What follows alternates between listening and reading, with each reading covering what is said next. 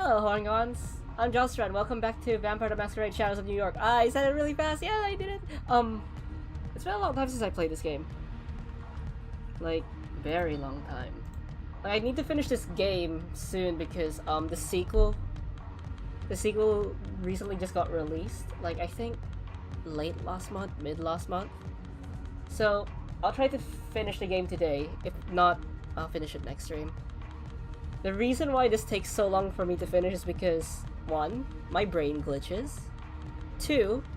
I go into tangents about the World of Darkness, so I'll try not to get into tangents. So, Torque.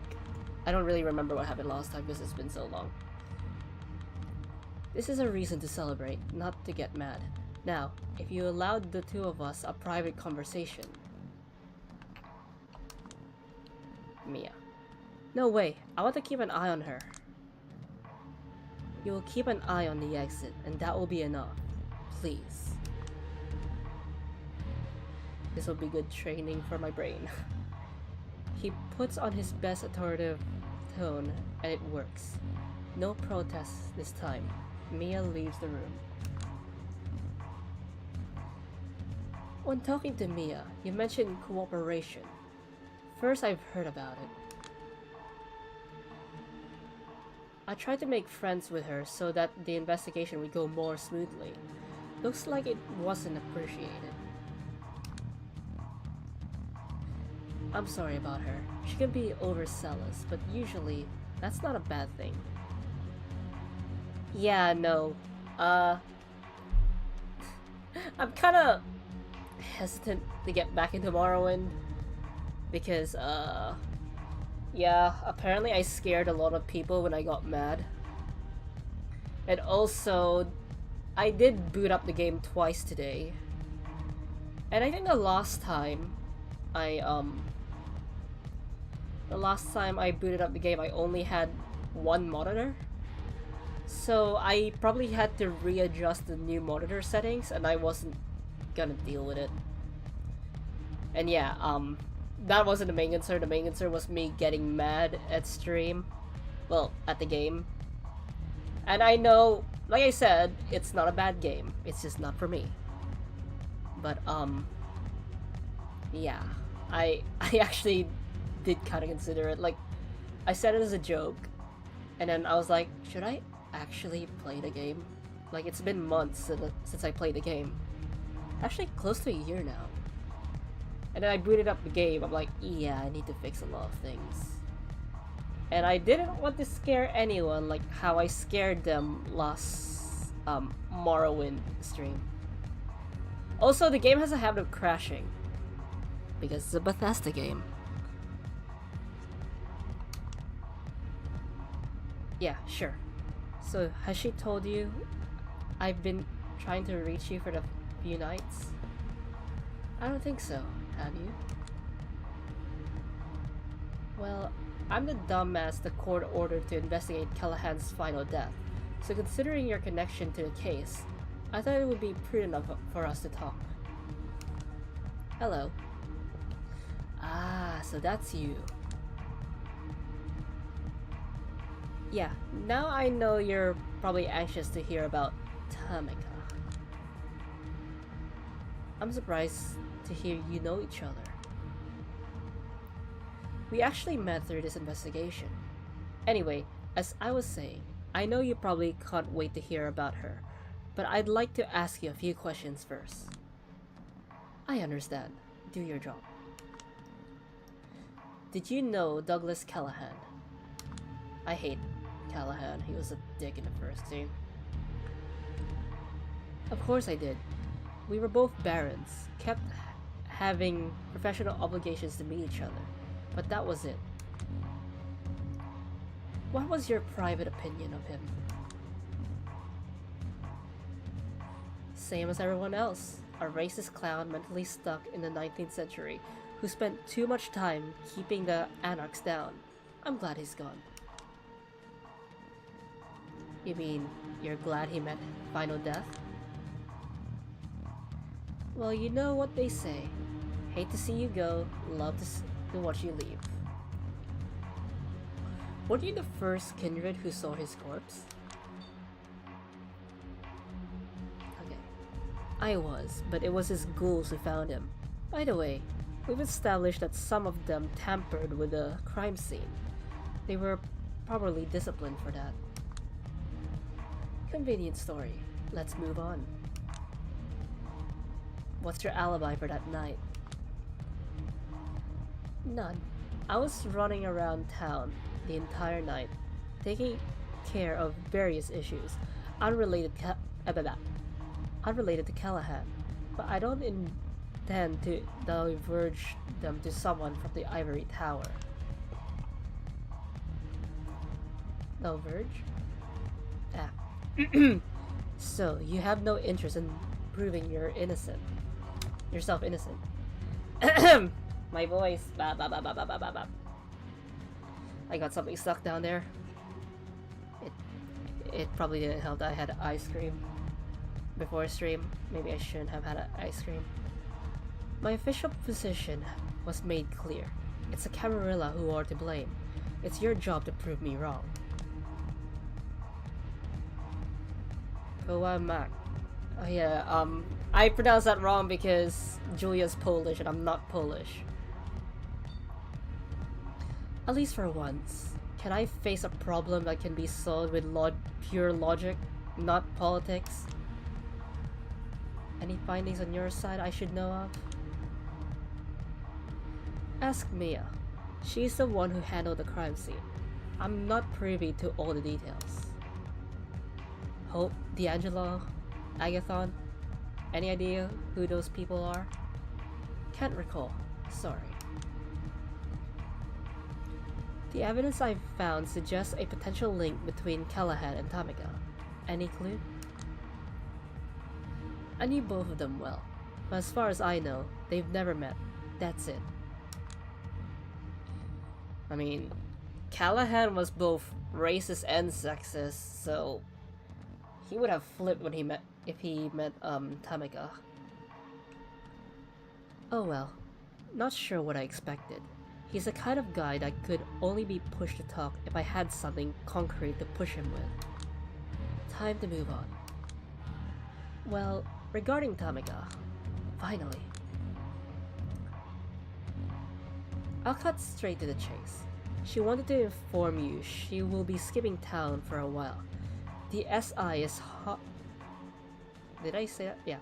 The SI is hot on her trail, and she needs to lose them ASAP.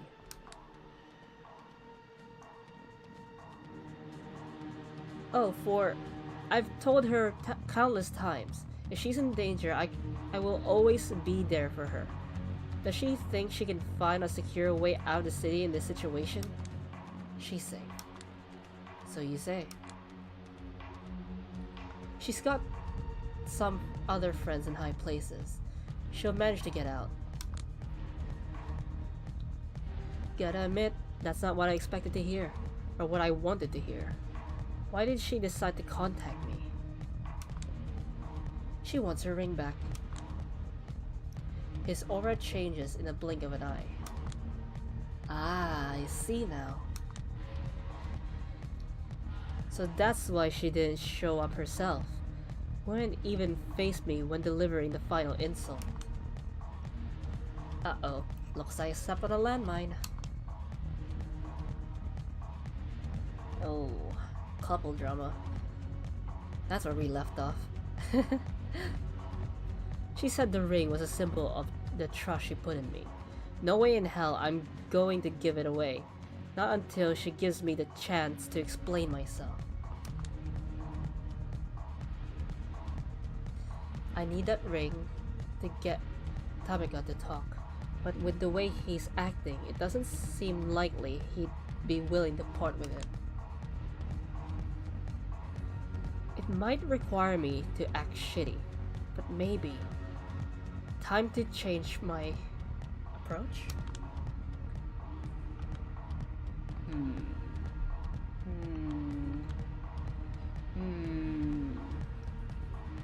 I mean, I'd have to think like a Lasombra if I want the good ending apparently, because unlike the first game, this game has two endings. From what I heard, it's a good ending that feels bad and a bad ending that feels good. So,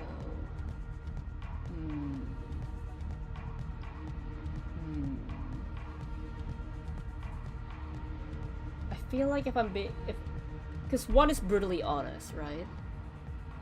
If you're brutally honest, that's brutal. But Lasombra will do anything in their way.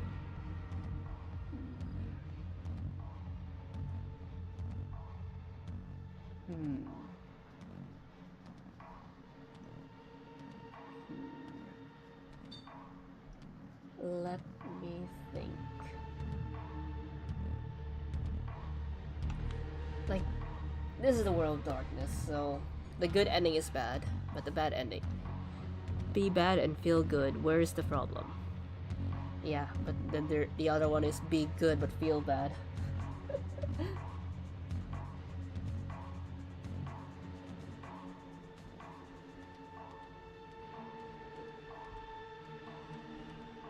But I do need to speak to Tamaka.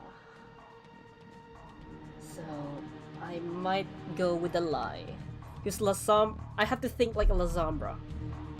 I don't want to get into details what Lasombra is, but it's a vampire clan that does not take kindly to weaklings. They want you to adjust to the situation and find a way not just to survive, but to live. So I think I need to lie here. Listen, this is none of my business, but I think you've got something wrong here. How exactly? She still loves you. Poof. He's only doe-eyed for a short moment, but it's obvious I hit him where it hurts. You said you met her. How would you know? We fought an SI patrol together. That won me her trust. And then, we had an unexpectedly honest talk, woman to woman. Glad Mia is away. If she was still in the room, I'd be far too embarrassed to let this shit escape my mouth. But Torque just nods, prompting me to go on. She's conflicted. She understands the painful realities of this world, but wants to hold on to her ideals. That's why it's hard for her to stay close to you. Even though deep down she resentfully respects your slow and steady work, she still wants to give her own approach a chance. Oh my god, what am I doing? Then why would she want the ring? To me, it's an obvious message. I was wrong to put my hopes in you. It's punishment. She wants it to remember you by, and to have the symbol of those hopes near her, to remind her there's always another way. Look, I know this is hard for you, but you gotta give her time and the benefit of the doubt. It will pay dividends in the long run. Slowly make her realize her misconceptions might have been wrong. Ah, a realization slowly dawns on him. Oh my god, he's actually buying it. I'm dying inside. He takes the ring out of his his inside pocket and passes on to me. Go. Tell her I'll be waiting, and that my feelings haven't changed. Of course. Should Mia lead you out? No need. No need. I'll manage. As I leave, I feel very cautious about the pace of my walk. I feel like I just got away with murder.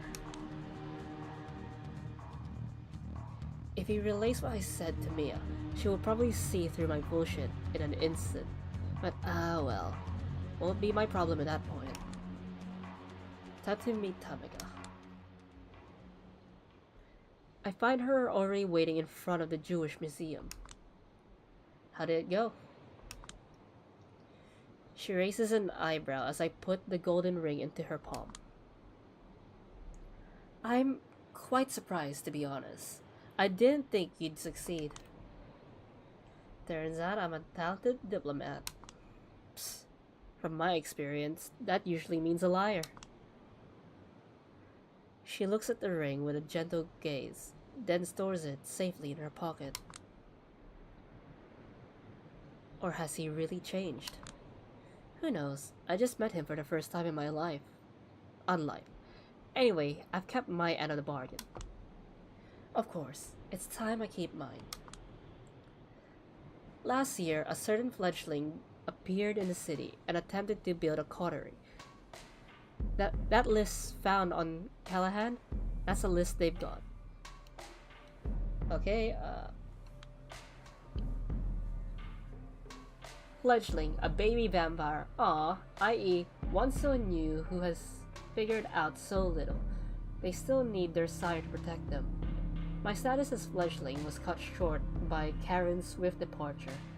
I had to learn the ropes on my own, and most of those lessons weren't pleasant.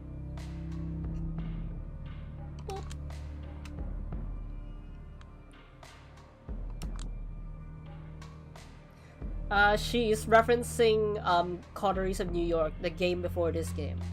The game after this game is The Reckoning of New York, which I plan to get after I finish this game, and if I have money. They contacted each of us, then found themselves in deep shit. SI, Kaiser, Sophie Langley, some shadow players manipulating everything from behind the scenes. Then they disappeared. Kaiser. That name popping up once again. It can't be a coincidence. No one knows where or why. Doesn't really matter. That happens when you punch way above your weight. Hope they're doing fine, despite all odds. In any case, Torque got involved too. That's how I met him, actually. He got hurt. Didn't want to say how. Claimed it could put anyone who knew in danger. I see our little protagonist was matchmaker. Well, unintentionally. Whatever happened, it gave him the drive and the desire for change. For 2 months, he was a beautiful kindred, plain and simple.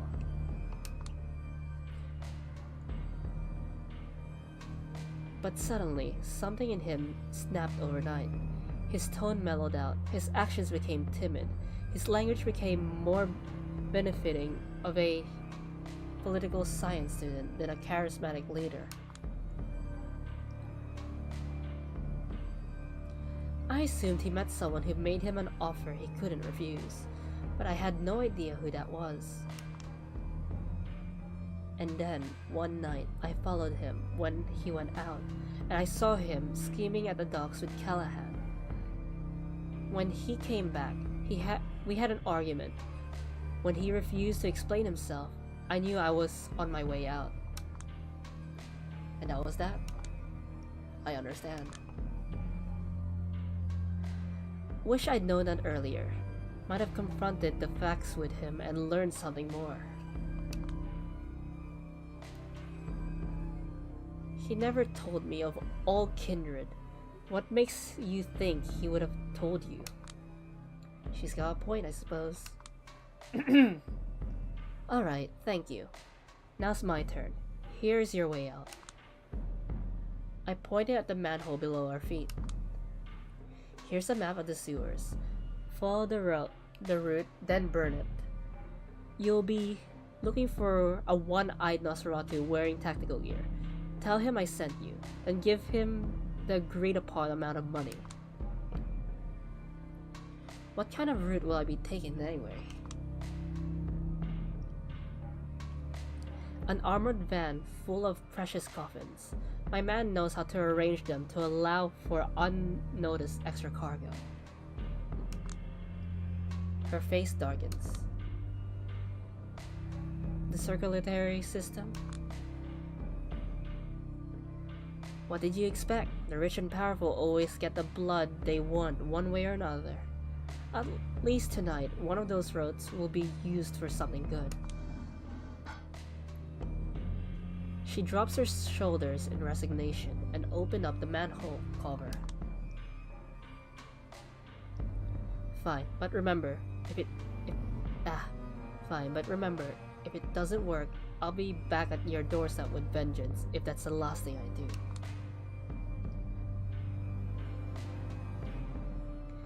I'm sure it will work out fine. Just beware of the giant albino ghoul alligator while you're down there. Hamiko rolls her eyes.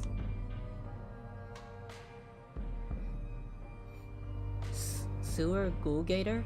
For your information, it's just a story New York kindred tell to neonates to mess with them while they're still gullible enough to believe anything they hear about their new world. Oh, that makes sense, I suppose. LA! That's where, Bloodlines took place, and they're in the same universe. Obviously, because Vampire the Masquerade. Well, this is goodbye. If in a few months you hear that the First Light presence in Los Angeles has been decimated, assume that, against all odds, I'm still unalive and kicking. If you keep killing indiscriminately, you might cross a line of no return, you know. Shouldn't you take it easy for a while? Not until my brothers and sisters in blood stop being slaughtered. I care about what's left of my humanity, but turning a blind eye on kindred in need would be even less human. So that's the kind of person she is, and probably will be until the very end. It must be comforting in a way, to know your path will end, yet to follow it all the same. I could never do that.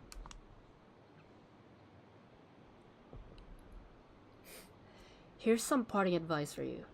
We might be monsters, but we are lucky enough to be born into a world that's even more monstrous than we are. If we rebel against it, we might still find salvation. If only I could believe it. Didn't expect the preaching tone. Why are you telling me this? Because I have a pretty good nose for people's auras, and when I take a good look at you, she's a gangrel. She doesn't have auspics. Maybe she picked it up. Who knows? We don't really know the discipline layout for these guys. I mean, the characters in this game.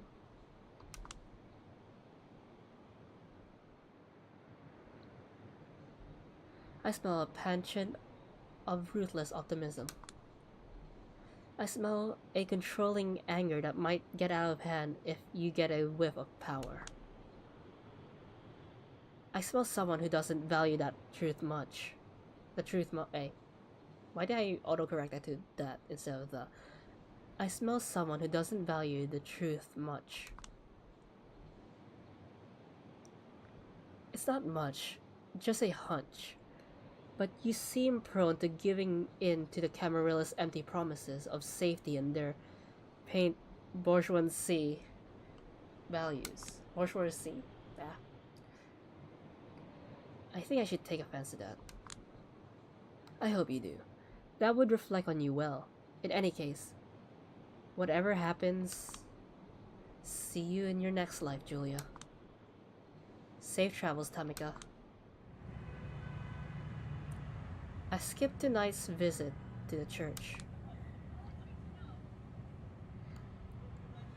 I'm not in the mood to see Benoit. I'm probably still saying his name wrong after all this time. I'm still embarrassed about yesterday's outburst. I'm kind of pissed none of the clan elders in Chicago bothered to reply to any of my fucking reports. No advice, no feedback, nothing. I feel like I was left utterly alone. I mean, like I said, the Lasombra, our clan, values strength. So if you could adapt to something by yourself, they would think you're a valuable asset to the clan. Besides, it's late. I always get back to the apartment early in the morning. right before it gets bright. It's getting risky to be out here so close to sunrise. Accidents can happen. I'll try to get back earlier tomorrow night. Attempted to wait. I'll try to get back earlier tomorrow night. Attempt to surprise Dakota. Yeah. I'm back. Yay. How's work? All caught up? I managed to get my deadlines postponed. All our clients are canceling and delaying orders left and right. Huh. Does that mean you'll have time to help me with my makeup tomorrow? We'll see. Perfect. Alright, I need to disappear before the sun catches up with me. Hey. Yeah? I love you. Oh. Well, in this universe, funnily enough, Dracula does exist. He's part of Clan Shimizu. But he's not in this game. I don't actually know where he is in universe. Like, I told you the last time you were here, Gypsy, that the Masquerade actually means something in Vampire the Masquerade. Vampires need to keep their identities hidden. But Dracula, yeah, he said, no, I'm not listening to that, and just hypnotized an author to write the Dracula novel. So to answer your question, I generally don't know where he is in 5th edition. He could probably still be in Romania. Or he could be somewhere in the US. I don't know. Or because Vampire the Masquerade is a tabletop game, it's up to the storyteller. And you got me into a tangent. How dare you? I'm kidding. An uneasy silence fills the room. I'm not getting out of this one, am I? Well, I've already come up with one love story tonight. What's another? I love you too. I got an achievement. I quickly turn away to avoid looking at her sincere smile and leave to rest. Who's that guy?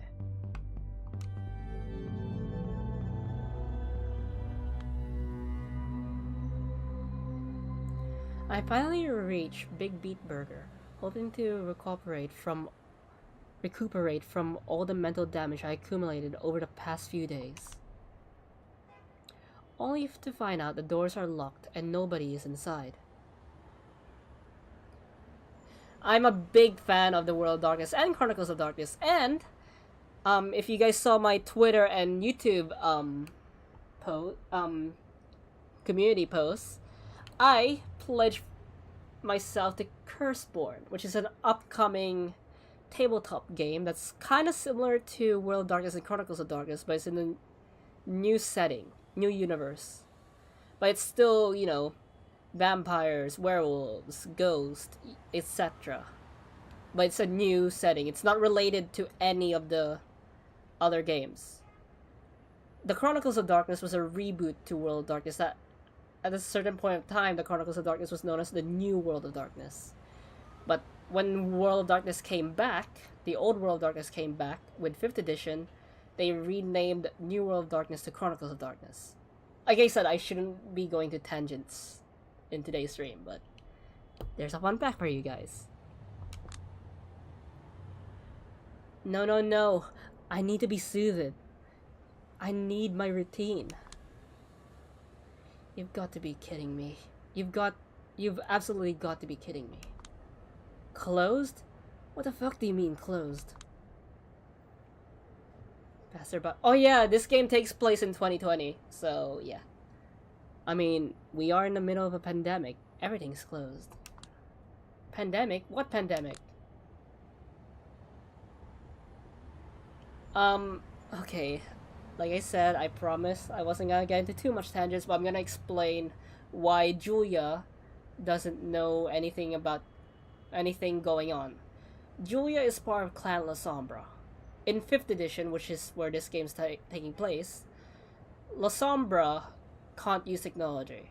That's their clan bane. Well, they also can't use mirrors. If they use technology, the technology breaks down. Do you have a favorite of those old Universal monster movies? I don't. It's been a while since I watched those. I was like really young when I watched those. Um, I might need to rewatch and reevaluate. Cause a visual novel should only take like 1 to 2 parts, but I keep getting into tangents with World of Darkness. Like, I am part of a a Vampire the Masquerade game being ran by one of my friends, but I only recently joined and I found out they haven't been too active. I made my character. My character's a Thin Blood. I'm not gonna explain what a Thin Blood is. I'm not gonna explain what a Thin Blood is. I'm not gonna explain what a Thin Blood is. I watch my old streams. Actually, a Thin Blood's a really weak vampire who doesn't really get damaged by sunlight, to the point some don't even get damaged by sunlight. They have really weak vampiric abilities. There we go. Do you live under a fucking rock? It's a new SARS virus straight from China. The whole world is going crazy over it. People are dying left and right. Also, vampires can't get sick. Unless you took a flaw that can get you sick. Also, Thin Bloods can also take a flaw that can be. I mean, Thin Bloods can also take a flaw that makes them more human-like, so they can technically get sick. And the only way for them to get unsick, because medicine doesn't work on them, is to drink from a healthy person. They have to drink them dry to the point they're dead. Anyways. Holy shit. I didn't know something like this could still happen in this day and age. Anyhow, it always felt like we were beyond it.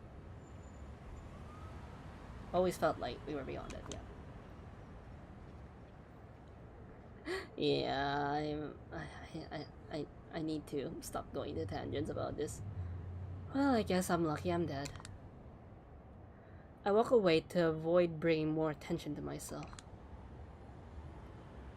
Now I understand why NYC feels downright apocalyptic tonight. It's like a psychedelic experience to see these familiar streets empty and abandoned. Healing juice. Well, let's see what parts of the city are still alive in the middle of a plague. Okay, let's see. What can I do here? An aristocratic taste. All these melees spreading through the boroughs is putting me in a weird mood. Seems like I can't outrun it, so maybe I'll intensify it instead. Smallpox hospital, here I come. A familiar smile. It took just 2 days for the city to go all the last man on Earth. What's wrong with my accent? Last man on Earth. I probably won't have a better chance to soak in the atmosphere. Okay, I'll do this one. Julia is a member of Clan Lasombra, and she's trying to prove her worth because Lasombras used to be part of another sect, which is the Sabbat, and they were like evil, but a lot of... I'm going to tangent again. Until they decide to move over to the Camarilla. I entertained the thought of sneaking through a hospital to see how things appear up close, but it appeared like an actual war zone, so I decided against it. I didn't know what I expected with the way healthcare reforms have been going in this state. Fewer facilities in poor areas, fewer beds, less funding.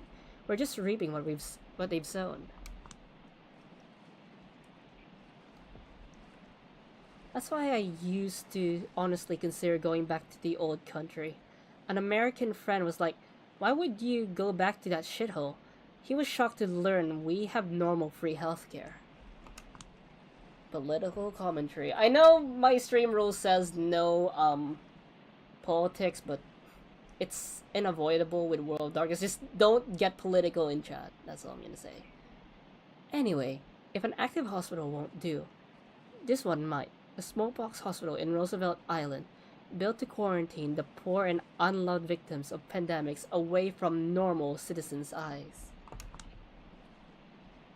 In spite of its disrepair, or maybe partly because of it, the, the architecture still manages to perfectly convey the building's painful history. I am getting hungry. I have a bag of chips. I don't know if I should eat it right now. Yeah. Especially in this game, because there are I'm saying it wrong. Don't take that out of context, please don't take that out of context. There are sects. There's the Camarilla, there's the Anarchs. I mentioned this a lot, but they're not really in this game. Because 5th edition doesn't really care about anyone else besides the Camarilla and the Anarchs. The Camarilla are the more old-fashioned vampires. Right? Meanwhile, the Anarchs are newer. Well, the Anarchs want to reform to modern society. Like, we need to be more accepting. Instead of, ew, younger vampires are weak. We shouldn't take care of them. Ew, they're new. Or, oh, I'm scared of technology because we might get found out. That's the Camarilla. They're old-fashioned. Meanwhile, the Anarchs are more modern. As I was saying earlier, the Thin Bloods are really, really, really weak vampires. They're the 16th generation. Well, they could be the 14th generation, but 15th and 16th generation are guaranteed to be Thin Bloods. The Camarilla tends to hate them because they're so weak, or they're the signs of the end, or they're jealous of them because they can walk around in the sun. But the Anarchs are willing to accept them. As you could tell, the Anarchs and the Camarilla tend to be at odds with each other. But, sometimes they are willing to work together, but that's only in some occasions. Most of the time they are at odds, but it's more like a Cold War situation. But the thing they do both respect is the Masquerade. Hiding vampire society from human society because humans actually do pose a threat to vampires. Humans outnumber vampires. So, it's a risk.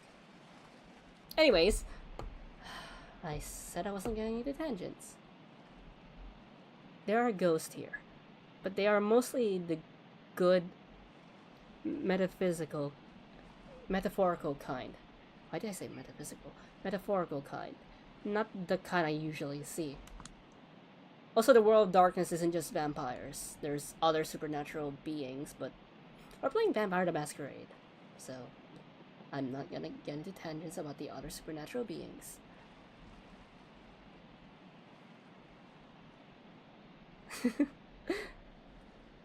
Looks like there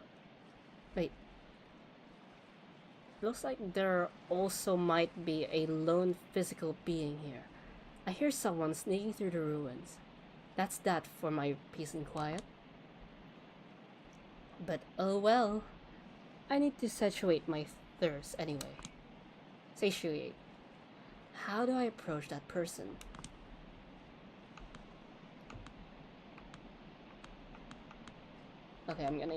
Okay, Dominate is a vampiric discipline, which technically mind control. So should I mind control them or should I just say hi? Or should I use my other discipline and appear from the shadows?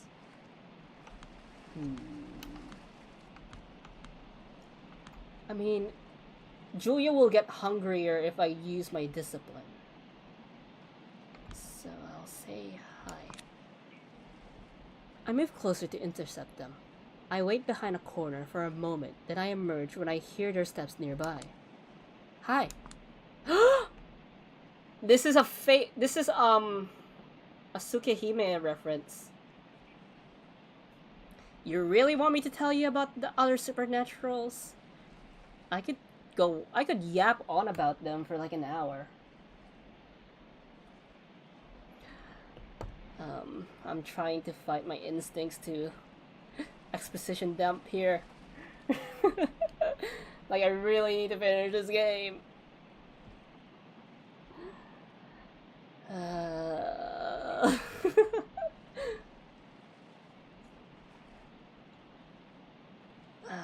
I'm fighting my instincts. Ah! In her panic, she drops something on the floor. It breaks into 1,000 little pieces. God, don't scare me like that. I'm sorry. Look what you made me do. If she is who I think she's referencing, she's probably a vampire too. She kneels to pick up the pieces of some ugly glass sculpture. The shape is familiar. Was that Scrooge McDuck figure? Darn it, why am I getting an accent all of a sudden? Is it because I'm trying to suppress my exposition for World of Darkness? Yes, it was. A Karl Barks design. They stopped making these decades ago. You don't even know how long it took me to find it. I was really looking forward to decorating my haven with this. A Scrooge McDuck? It's pop art, okay? Haven. Of course, now I realize what I couldn't put into words. It was the feeling she might be kindred.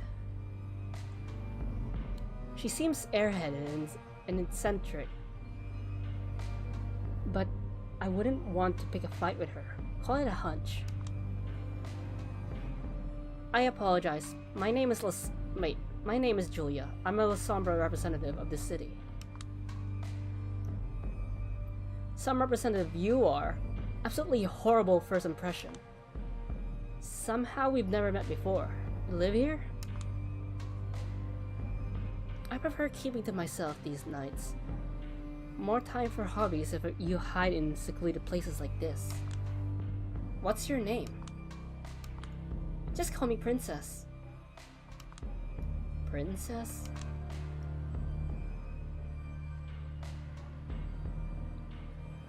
Yep, reality marvel. My true name is from friends only, and after destroying my treasure, I count you a sworn enemy. When you least expect it, I will find you, and I will trap you in a reality of eternal pain. Oh wait, let me see if I can do this. Which picture? Beep. Beep. B.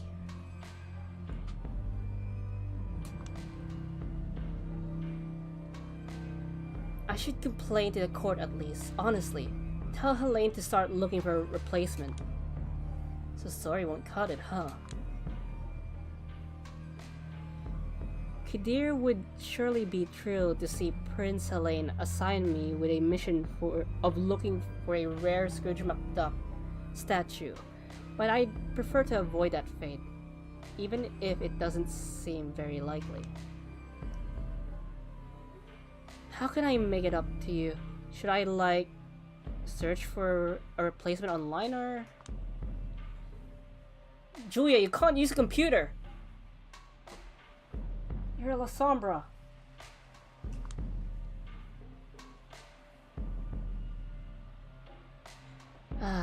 Whatever. I'm not going to lie to you. I prefer to not stay mad for long. It's exhausting. It's a threat to your beauty, both inner and outer. So yeah, I think I'm gonna ask you for a small favor. Then we'll be square. And I won't have to worry about becoming ugly. Sound good? What favor? See, I'm super into low art these days. That's why I collect stuff like Scrooge McDuck lamps. Why? Okay, I'm gonna grab my chips. I'll be right back. Yeah. Ow. I forgot my headphones were still plugged in.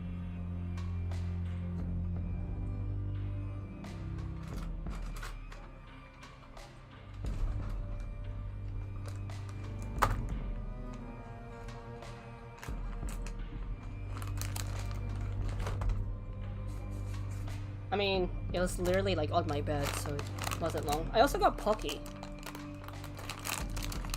Anyways, hope you guys don't mind me munching.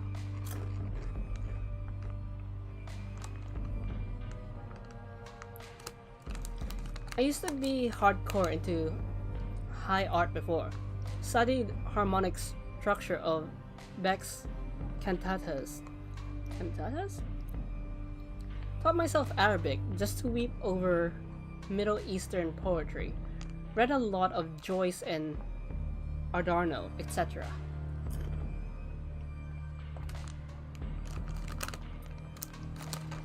Eventually, these hobbies got boring, as all things do, so I'm switching it up now.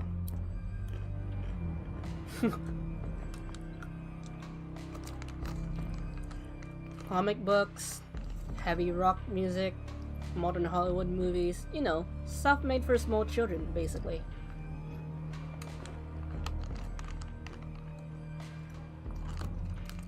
The problem is, I think I'm still not low enough. There's still too much mastery of the form, too much restraint, too much respectability, too much tastefulness.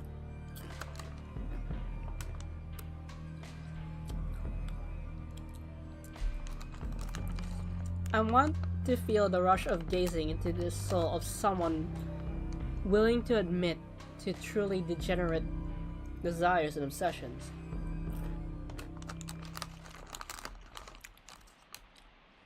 So I want the lowest kind of art you could find. Just sweep me off my feet and we'll be good. Not the kind of request I expected, but how low is too low? There's no such thing as too low. Huh. Okay.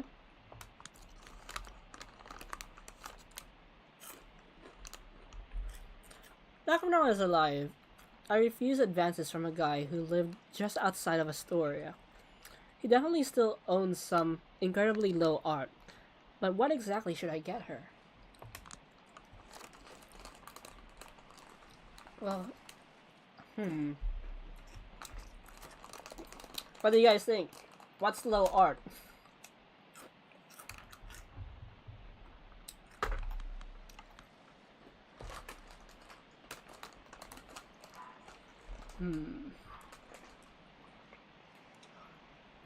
I mean, I feel like if I touch these, because I'm a Lasombra, it will just break.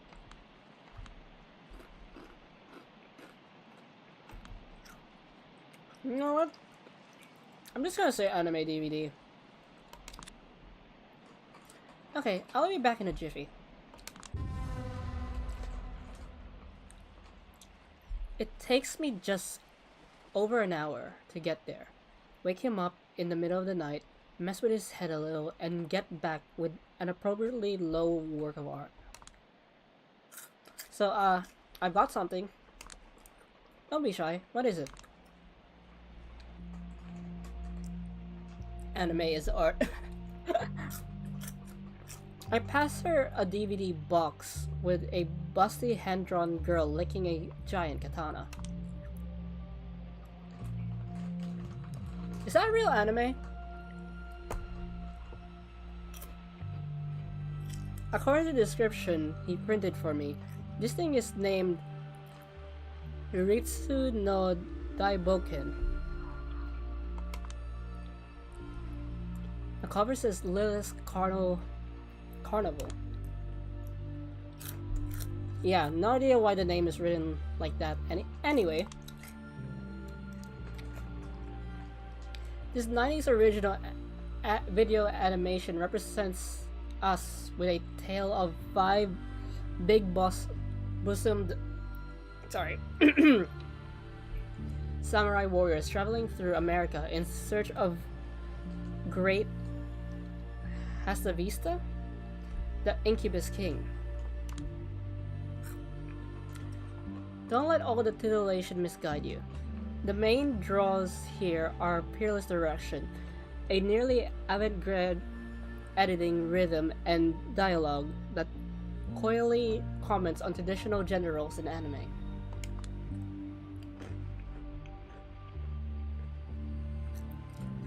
Once you see the animation in the final battle, you'll understand why it never fails to set a Sakuga fan's heart ablaze. Note, Sakuga, uncountable. In Japanese animation anime, a sequence of noticeable high quality used to highlight a particularly important scene. So yeah, it sure does sound like low art. Eyes down, I await her response. This is great. It is. Yeah, I have no idea what I'm looking at, but I can feel that it's utterly degenerate and naked in its intentions. Just what I needed.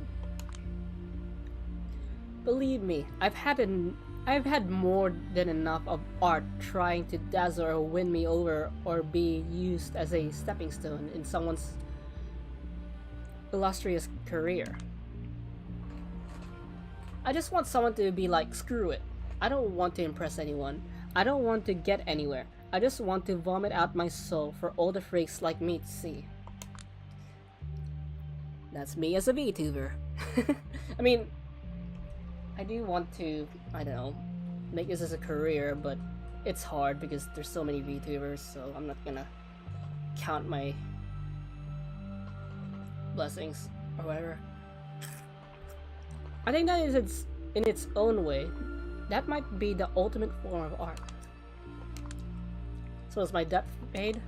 I suppose. So can I get your name now? Let me think. No. She turns away and disappears into the night. Disappear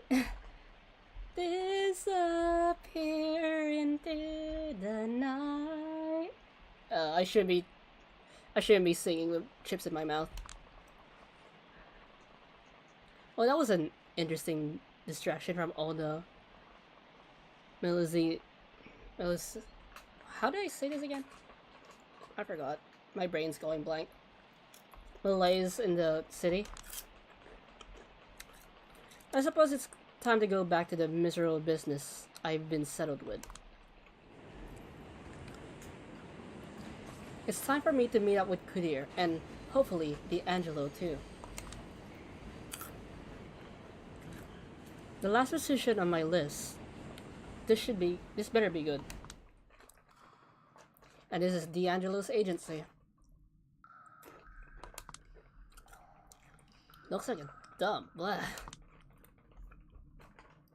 Perfect for the clan of the hidden.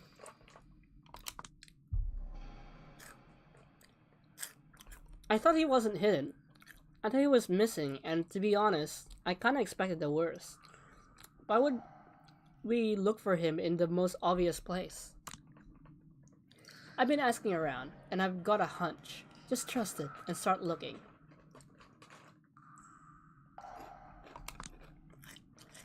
Fine. Who's D'Angelo anyway? Just munching on chips.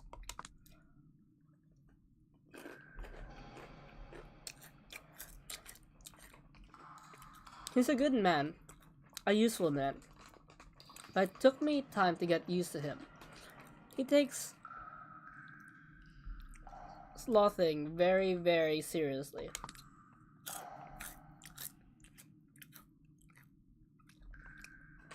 His thing is acting like an idiosyncratic Nor detective. I heard it helps him cope with something, but I never felt comfortable tackling the subject. The reason is in the first New York vampire game. Doesn't sound too quirky by this city standards. Wait, what is that?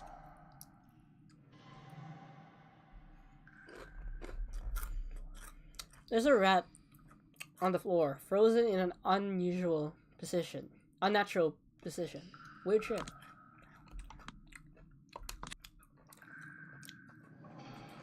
Despite my disgust, I pick up the rodent. Wait, I picked the rodent up. There goes my brain auto-correcting again. And that's what being an investigator is all about. Leave no stone unturned. Shut up. This is gross. This is so gross.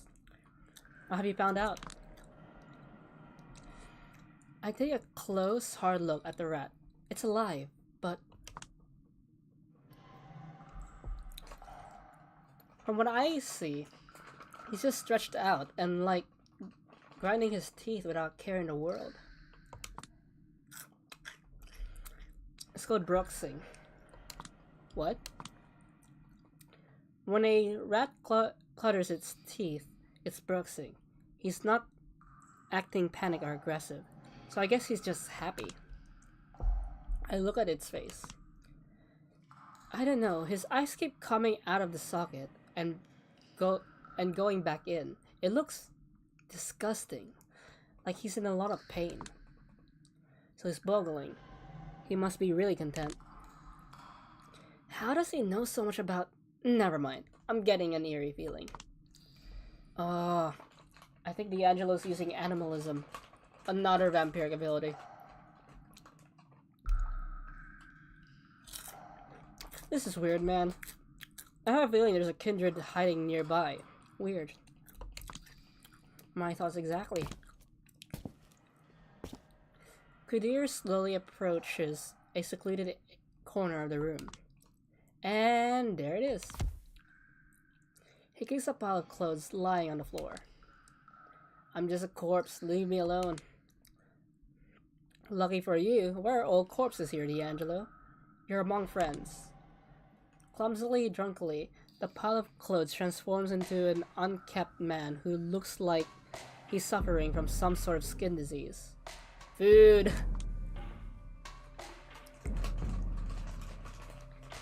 You know, a true friend would just bury me. There's our boy, D'Angelo. Unlucky for you. We're not that kind of friends.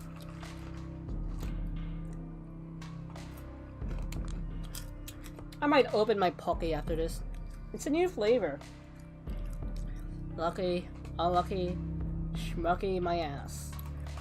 How did you guess I was here? See, I've been asking around for the past few days.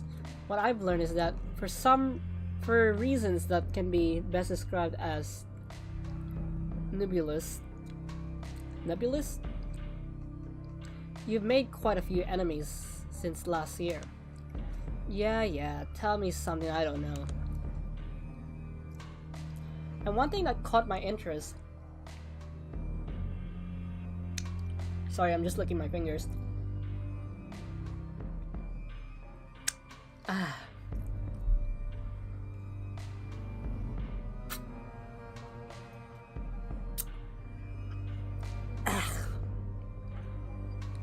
And one thing that caught my interest is how everyone has it on good authority that your place was raided a few times without you being found, yet nobody has assumed responsibility for these acts.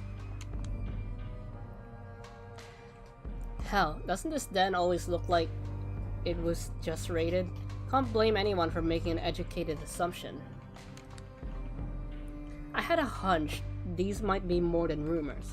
See, it sure looks like a convenient coincidence when someone hears something that makes them look the other way, and coincidences are for fools.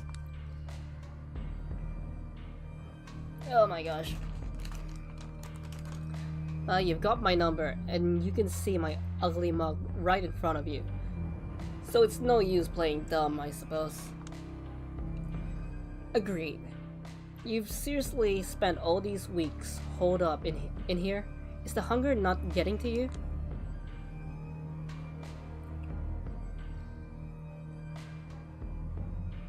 Oh, he wasn't using animalism, it was just a kiss. You've got a lot of critters around this area, and we've been chums. Some of these rats actually got addicted to the kiss. They come to me every night, acting like coke hounds begging for it. The kiss. The fancy romantic word for taking a nice deep drink of mortal blood. The recipients usually enjoy it as much as the bestowers, though not in the same way. For us it's sustenance, and taking care of a deeply rooted need. Most people I drink from end up dazed, but happy. They explain the kiss, I don't need to explain it. Been getting them drunk just to get some rush out of feeding on them. Feels a bit like slathering a horribly burnt piece of pizza in ketchup. But in this situation, I'll take what I can get, you dig? He kinda speaks like Heba. It's so gross, I failed to keep my poker face. He notices. So, who's the dame? Julia Swinowski. I'm still saying her last name wrong, I bet. A detective investigating Baron Callahan's death. He raises his head for a short while to stare in Kadir's eyes and treat him with a vigorous snicker. Pooey. So somebody has finally put the old man on ice. Whoever did it did the world a huge favor. Absolutely, but I got orders to establish who that was, and I've been stumbling in the dark for the past few days. We need your help. I'll be damned. Your sleuth skills must really not be up to par if you're begging a bum for help.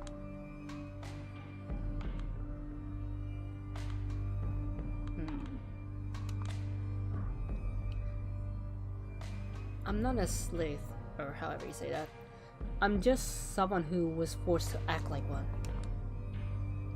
Good for ya, kiddo. Good for ya. If you stick to this trade in this day and age, you've gotta be batty as hell. So why did the court count on ya? What used to be your day job? I was a journalist. Ah, well, I understand then. A private investigator might be a respectable step up.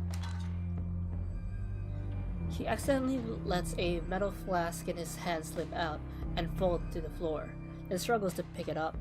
Kadir can't bear to watch. God, what happened to you, Johnny?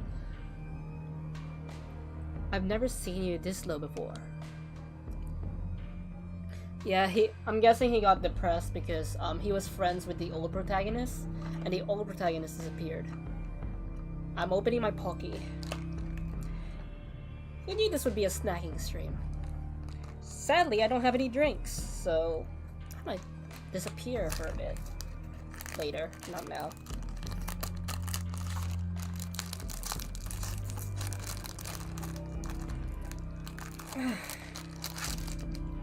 My hands are slippery. Oh! I broke it. Stress-related disorders causing a disruption in my routine is what I would think. Wait. Is what I think a shrink would say. Sorry.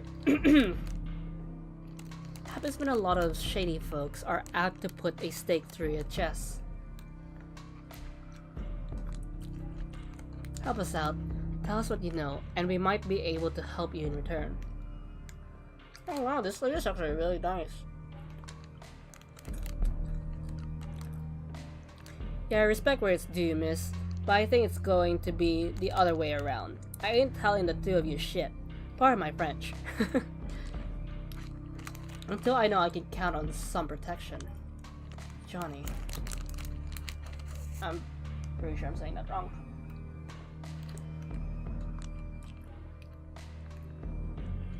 Not you, Johnny me. Kadir Alasame.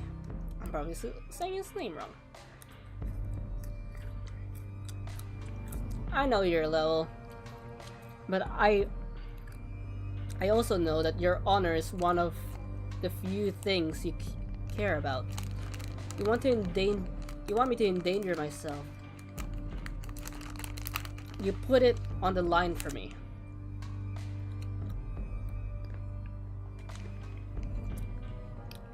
And that's that. You either promise to extend your protection to me, or the moment you step away from here, I sneak away into the sewers, and that's the last time you'll ever see me.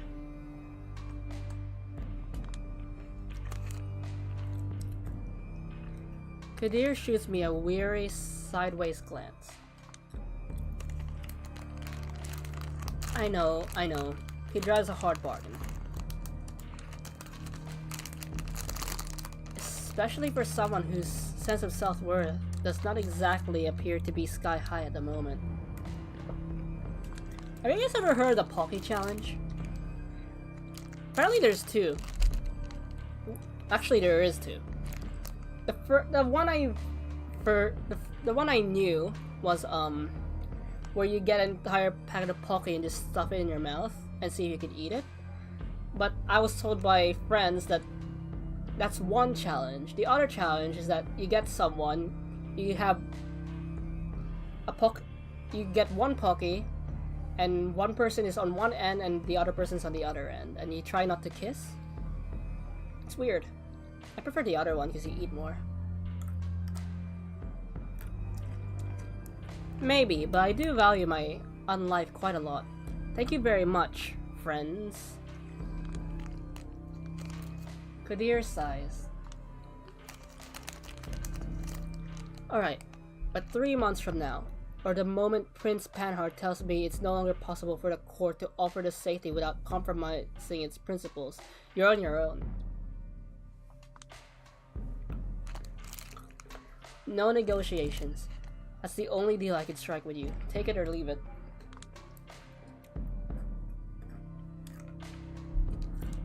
D'Angelo scratches his head, grunts loudly, tugs on his mask, and stands up.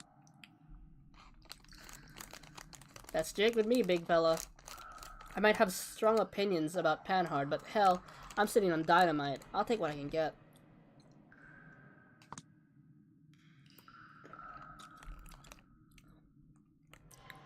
Who else in New York would you rather rely on? You want me to call the mayor? My opinions about the prince aren't that bad, so what do you good folks want from me? Who wants you dead? Starting the interrogation with a tricky one. Wouldn't I like to know? Step up, Johnny. You seem to be forgetting how quid pro quo works. Wouldn't I like to know won't cut it.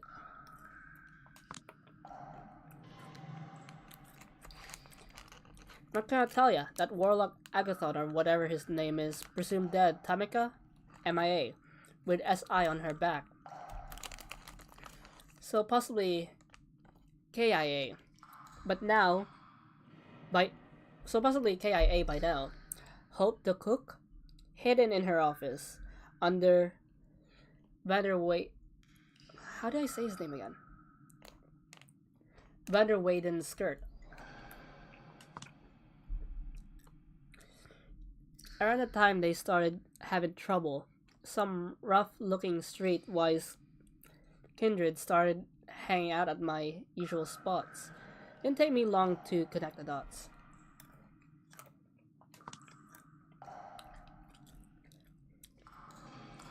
Wait, what's the connection between you and those three? Julia, I swear. Tamika explained it. They were part of a coterie together. Oh, never mind. Wait, yeah. Ever since last year, folks started hiring us for various gigs. Some even trying to get us to join their coterie. all of these opportunities were rather short-lived.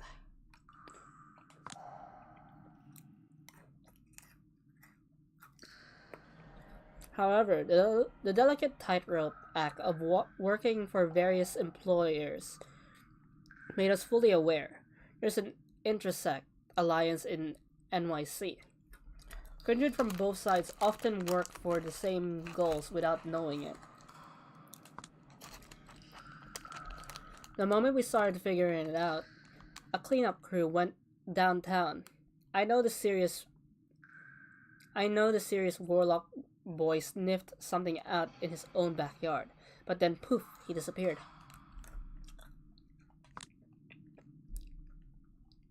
Then I lost all contact with Hope and Tamika and went AWOL. Hope they're doing fine, and they didn't snitch on me to anybody. They are, and they didn't even tell me you guys knew each other, so I think you're safe. Tamika technically did. Huh? Wait a second.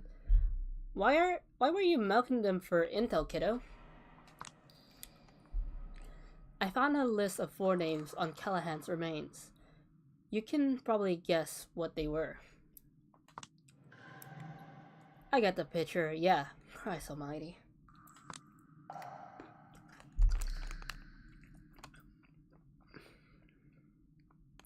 I've heard it was just a list of freelancers, potentially associates, probably prepared by Carter Vanderweyden.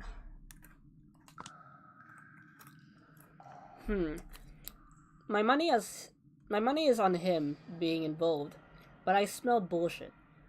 Have you got any idea who might have done the boss in? Any more clues? None at all. That's where we want you to come in, friend. Investigating the murder scene. The way only you know how. Tell us what you think. Guide Julia in the proper direction. D'Angelo sizes me up, scratching his head. Sure, whatever. I'll try my best, kiddo. Lead the way. I'll drive you there, or at least as close as possible. I won't be welcome that deep in Anarch territory. Just clean yourself up a bit, Johnny. I just had my upholstery cleaned earlier this week. I still remember when I was streaming Cauteries in New York. I think someone in my chat member was complaining of how many times we were hopping into cars.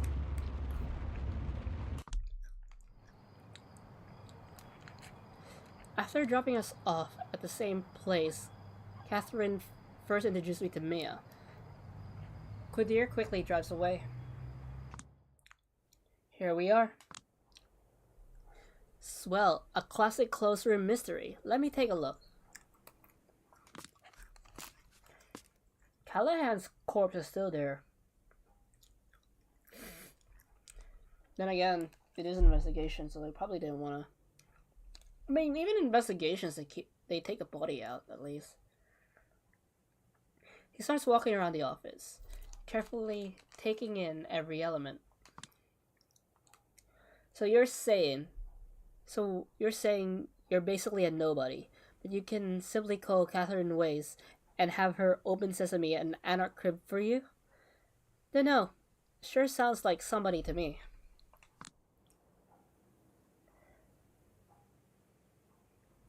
Don't misunderstand, I only met her during the course of this investigation. Everyone's basically been treating me like dirt wherever I go, and I'm only acknowledged enough to legitimize this sham. Legitimize this sham. Lord Castlereagh. Alright. Now that was in a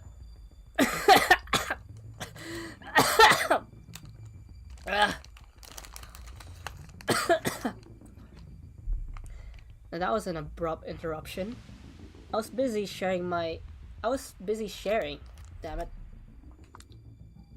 Excuse me? He's pointing at the painting of the man overseeing this entire office. Hang on. This guy?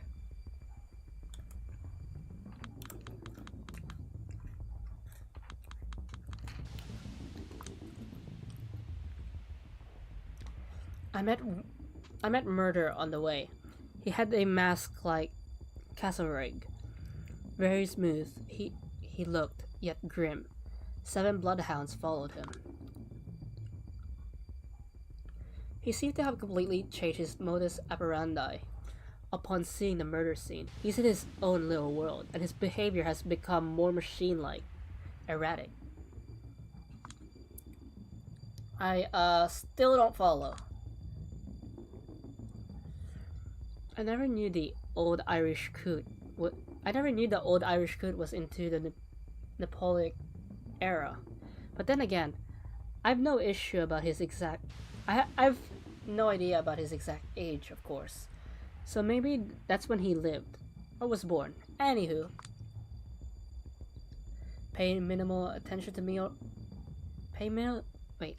I need to sound moody. Pay minimal attention to me. All right.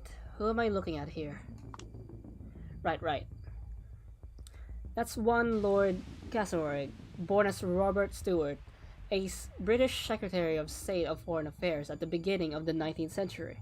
Incredibly influential, incredibly hated.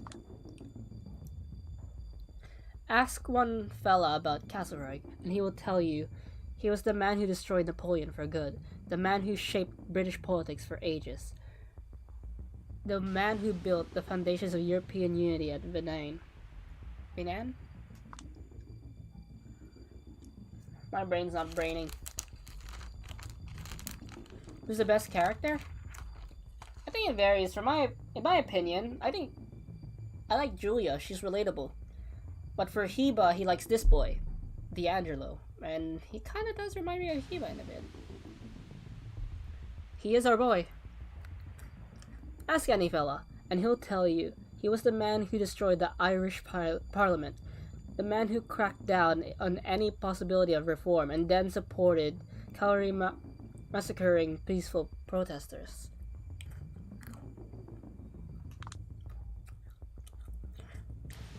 He's sprouting these facts like a computer. Is that the hint of the detective's photographic memory? I have to say, it's downright perverted for an Irishman to put up Regg's portrait in his office. Castlereagh's, yeah. Definite proof that our victim was sick in the head. As if we needed more evidence there. Probably idolized him too. Maybe identified with him. Even. Yeah, that's possible. Callahan and his ilk adored those jagovs who strive to reach across the aisle and achieve hard compromises. Too bad nobody else ever remembers them well.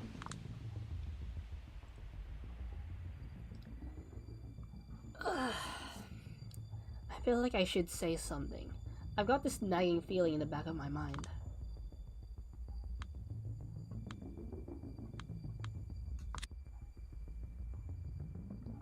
Yeah, I guess it makes sense for him to have a role model like that, doesn't it?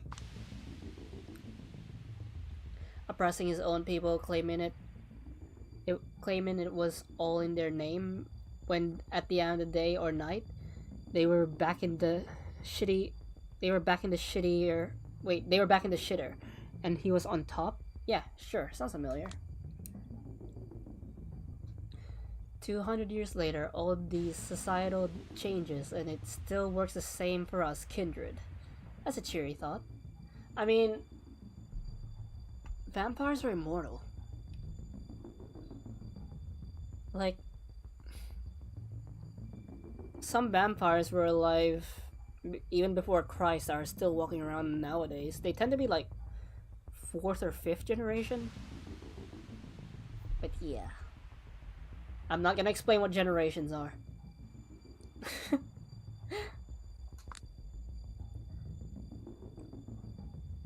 Not just the kindred. That's still how the world works. Period, kiddo. Napoleon or Bourbon restoration, communism or capitalism, Panhard or Callahan. Once the Borgies establish themselves, you gotta completely reset the rules of the game, and a few years later do it again, again and again, until you're dead, or deadlier than deader than dead. Don't tempt me.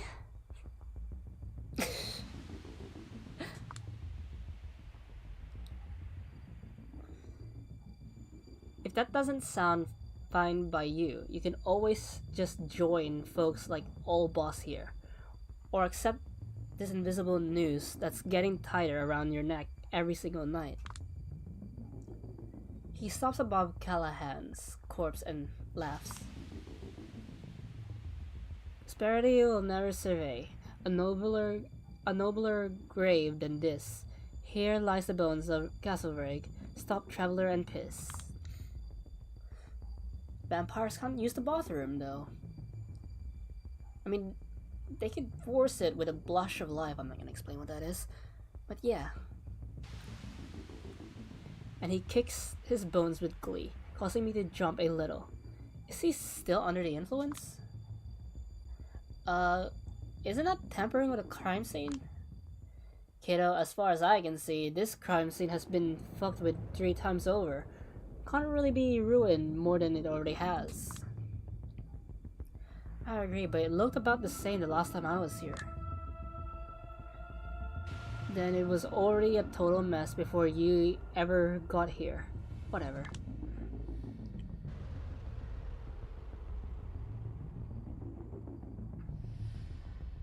So saying don't tempt me was the scariest fucking thing. You saying don't tempt me was the scariest. Really? Hey, I'm becoming spoopy. Just in time for Halloween, I guess. I actually still don't know what to do for Halloween. Standing by the metal shutters on the window, he abruptly changes the topic. Lightproof. Have you toyed with these? No, in general, I avoid machinery like that. It doesn't like me, and I don't like it. You don't like ya? They don't work properly. It's like I give technology an allergy. Sometimes industrial cameras mess up my face. Sometimes I can't use a phone. What do you think? Wait, you'd think it would be useful, but it's just a curse. I see. You think these blinds could have been the murder weapon?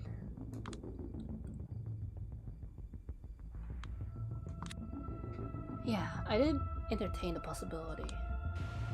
Would make sense, wouldn't it? Let's say for some reason our stiff was standing over here as the sun was rising. Maybe staring at the poor old Castlereagh, looking for a soulmate to accompany him to the other side. Yet another guy pushed his suicide by politics. Pretty old school romantic yada yada. Or maybe it was torpor. Or maybe it was a freak accident. Or maybe it was premeditated. Premeditated. Ah! Ah! My pocket!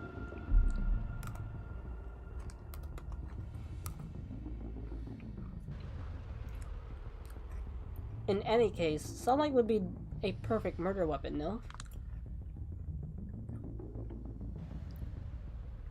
He takes off the mask to shoot a disfigured smile my way. Well, that's just a theory anyway. A mystery theory. Yeah, it sounds sound.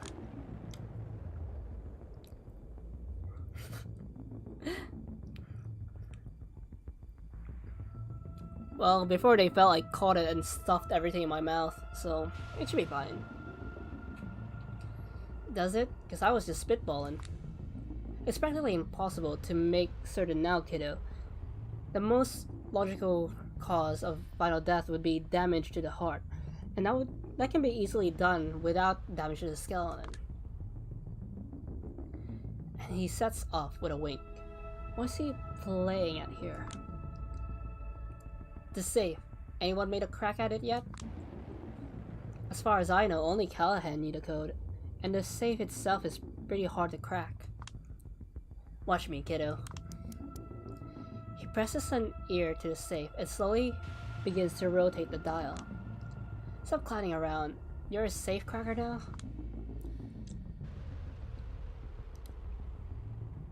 Once you're cursed with countenance, such as mine, and you decide on a job such as mine, you gotta be a jack of all trades.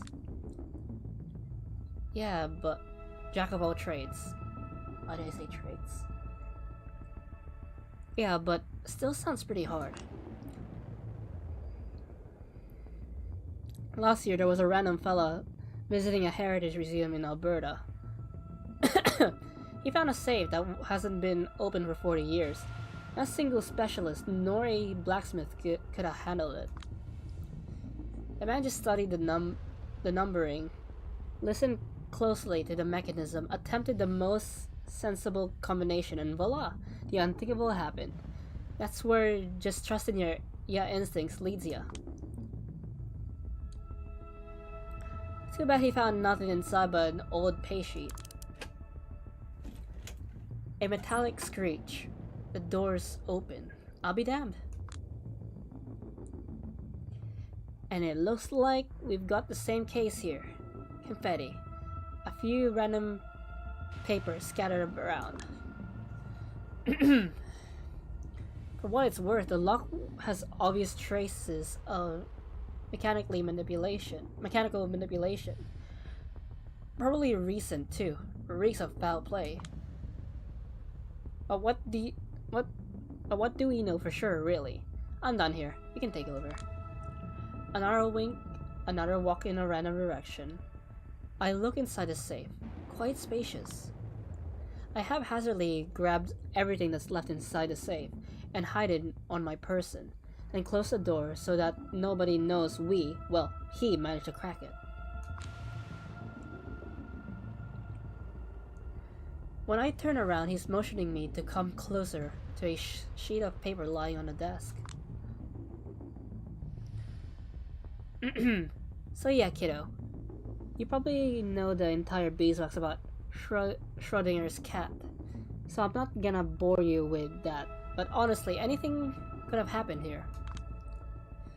Yeah, brothers, blah blah blah. That same logic happens with VTubers. You'll never really know what's on the other side of the screen. I read the text he's written on the empty page. This place is wired. It gives me chills. I think I'm okay.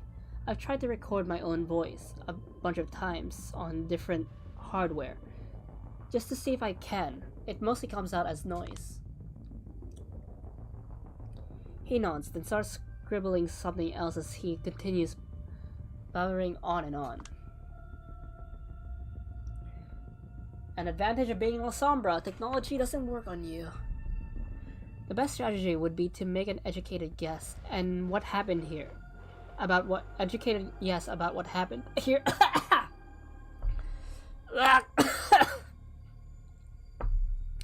Then interrogate everyone about it. Maybe you'll take someone by surprise. Drop a hook on them.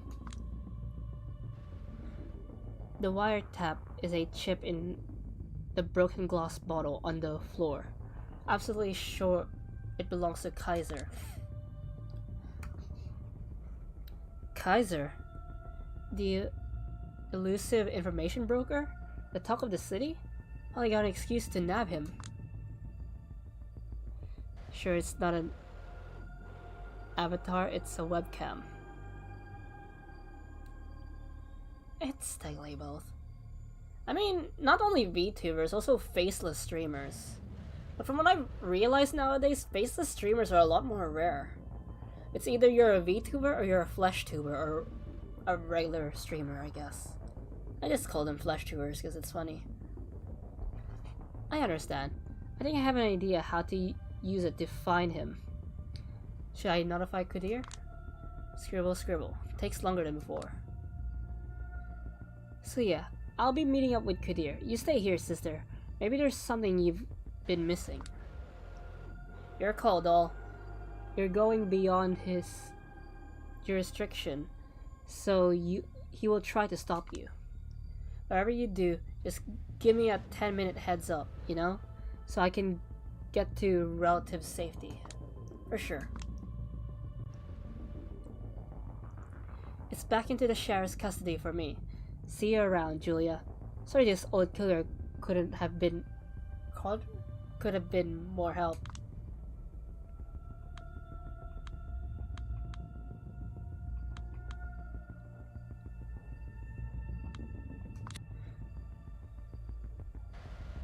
If I don't contact him in 2 hours, let Kadir know what happened. I'll be going. I've got a plan. All I need to execute it is a clueless bystander.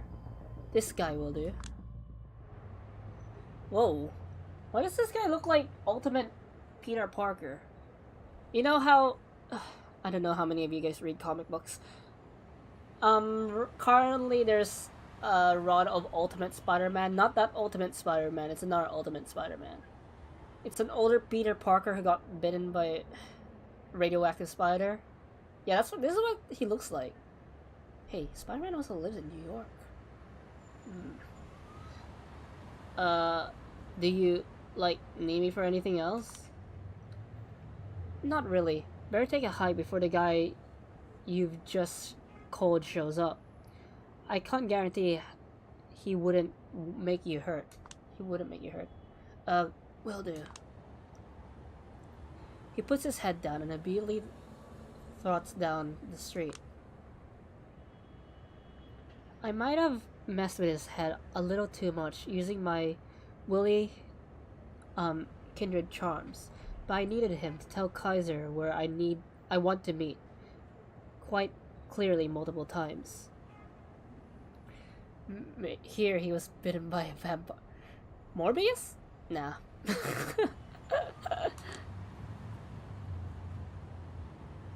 It's Morbin time. No. I'm not gonna subjugate you guys to cringe. I would have given him the kiss as thanks at least, but I told the big man I wouldn't be here all night and that he'd better hurry up. So I want to be ready whenever he comes. Less than 15 minutes later, a menacing black limo takes a fast sharp turn onto my street and stops right in front of me. Don't worry, I won't do anything brain rot. For now, at least. Suddenly, something like an acid flashback hits me. I know this limo. I've seen it all over the past few days, but never thought it might be tailing me. Still, it must have. Looks like I'm finally about to get some answers. Doors open, and a raspy voice comes from inside. Get the fuck in, Swansky. I smile and accept the invitation. Should you really be putting all this technology in front of a Lasombra? There he is, Kaiser, the king of New York City's information highways, surrounded by screens, speakers, and newfangled digital technological gizmos of all kinds. First impression, he's one repulsive son of a bitch. D'Angelo was also a sewer rat, and he might have had similar physical disadvantages, but at least he was wholly endearing. With this guy, there's no room for any kind of sentiment. He's inhumanly cold, and I get the feeling he's been like this for ages. You're getting on my nerves, little lady, and I'm far from being the only one. I get the sense he meant for all this to be threatening. Instead, I'm elated. After a week of running around like a headless chicken, unsure if I was getting anywhere, finally, I get a compliment. If there's one thing I learned back in Lodestar, it was that you only know you're doing your job correctly when someone powerful gets visibly mad. Don't piss me off, old man. If you wanna escalate, I can escalate, and there's a lot of expensive shit here you probably won't want me to break. Ah yes, I did hear you and Tech don't get along. Is that why you left the mess down in Double Spiral Basement? The Double Spiral Basement? He scoffs at me with pure contempt. Listen. Listen, I will speak as plainly as humanly possible to get this through your little head, since it's obvious you're not willing to read the obvious signals. You are hired for one thing, and one thing only. Wait, let me reread that. My brain's going haywire. You're hired for one thing and one thing only, little lady, to suck at your job, and you couldn't even do that correctly. People keep stopping by my limo this week telling me, Kaiser, dear Kaiser, we keep trying to make her understand how hopeless she is, but she won't get a clue. She doesn't have any evidence, she doesn't have any testimony, but she still goes around knocking on everyone's doors, causing disturbances. It's such a fucking headache. Usually I try to be a jovial host, so I cheer them up. She's not that much of a dunce, I say. She's making mountains of molehills to make herself seem useful, I say. She's about to stop. But you, in your infinite idiocy, decide to prove me wrong in the most spectacular fashion by knocking on my very own door, forcing my hand, threatening me even. Are you autistic or something? Huh? Can't read basic fucking social clues? Stop for 1 second and ask yourself, Kyobono? I probably said that wrong. Who even fucking wants you to solve anything, let alone this case? See, this city has a delicate system in place. Usually it's flawless, but ever since you started tinkering with it, it's been having these irritating malfunctions, and it's driving people. Are you done? A weird, disgusting sound between... Wait. A weird, disgusting sound... Something between a gargle and a bark escapes his throat. Unbelievable. All I'm hearing is that you're in possession of some information that might help me solve the puzzle I was presented with. If that's the case, I'm going to ask you to share it. I swear, you're absolutely irredeemable, you fucking garbage dump of a woman.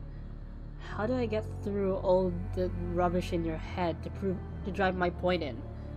Don't you know who I am?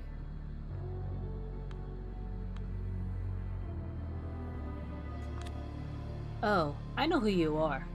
You're the person who had Callahan's place wired, which makes you a possible witness of sorts, or even a suspect.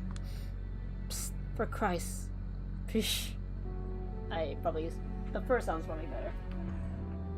For Christ's sakes, woman, get real. If your accusations were correct, then who, pray tell, who would you report to? I swear my brain moves faster than my mouth. Even if your accusations were correct, then pray tell, who would you report them to? Do you even know what kind of people I answer to? No. Care to acquaint us? Is that really what you want?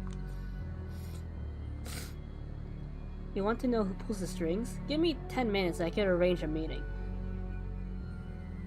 But this is your last chance to turn back. If you don't, I can tell you now, you're going to be sorry. The Big Kahuna? Finally, now we're talking. Yes, the Big Kahuna. So this is your final answer, huh? Absolutely. Unbelievable. I like how Julia's irritating. He takes out his phone and begins furiously typing. I relax in the seat. Finally, we're getting somewhere. Might be dangerous, yeah, but at least I will finally get a clue of what's going on. I'm just saying, this is a point of no return. My boss doesn't fuck around. Best case, you're going to beg him to take you in. Whatever. He keeps grumbling under his breath, but I'm not even listening. I just watch the streets go by. Until out of the blue, I experience a strong sense of foreboding. Oh yeah, ghosts exist in this universe. They're called wraiths. I'm not gonna go into detail about them because, like I said, I'm not gonna go into too much tangents. I first spot her in the corner of my eye. She's hovering right next to Kaiser, with an expression that's impossible to discern. When she speaks, her voice is machine-like, yet otherworldly. I'm gonna try to sound machine-like. Fine. Fine. We're 5 minutes away or so. Get the boys ready to give her the Mel Gibson special. The moment he puts his phone away, the silhouette disappears. We're 5 minutes away. Better start figuring out the ways you might prove yourself useful to the honcho. Ooh, more tangents. I'm fighting every urge. Like I said, don't tempt me. I think you're into that, boys. There is no honcho. Oh my god, of course this motherfucker is setting me up. I need to get out of here now. I do the first thing that comes to mind. I grab the door handle and pull. He notices me scrambling and struggles to grab me. Hold up, you stupid fucking Glass breaking. Loud thuds of something heavy hitting the asphalt. Tires screeching. I think he grabbed me. I think he tried to pull me back in. I think we fell out of the limo. I think his body cushioned my fall. I'm struggling to process what's going on. It's like I'm blanking out. When I come to, he's already attempting to get up, cursing under his breath. The limo has stopped a little further in, but whoever the driver is, he's not coming out. No, I've been discovered. I mean, you made it clear how you feel about me using this voice, so it should come to no surprise that you're really into it. Fucking. When he stands up, he'll be out for vengeance. He's an older vampire. He knows how strong he is. I need something that will give me the advantage.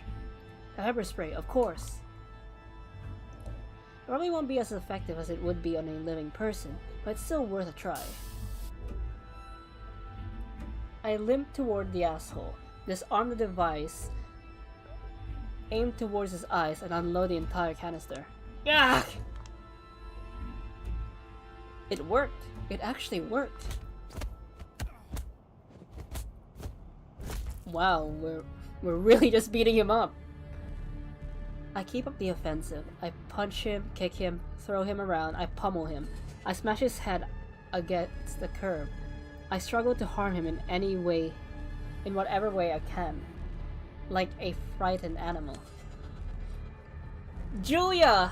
You're a Lasombra, you have potence! For those who don't know, potence is super strength. Use it! I don't know how long it lasts. Maybe 1 minute. Might be eternity. The driver steps out of the limo to help his boss, but once he sees what I'm doing to him, he runs away in panic. Feels good. Feels absolutely horrible. Once I'm done, I sit on the curb screaming my lungs out to avoid crying. Then I look at him. Oh wow, they have art of him after being beaten up.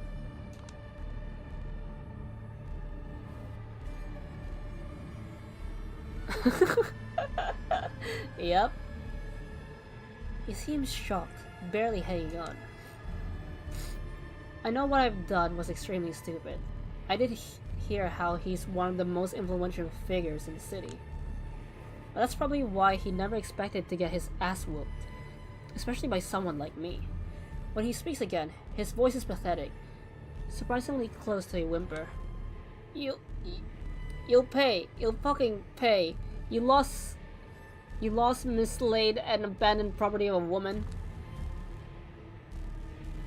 He's unwell, talking nonsense. I approached him again.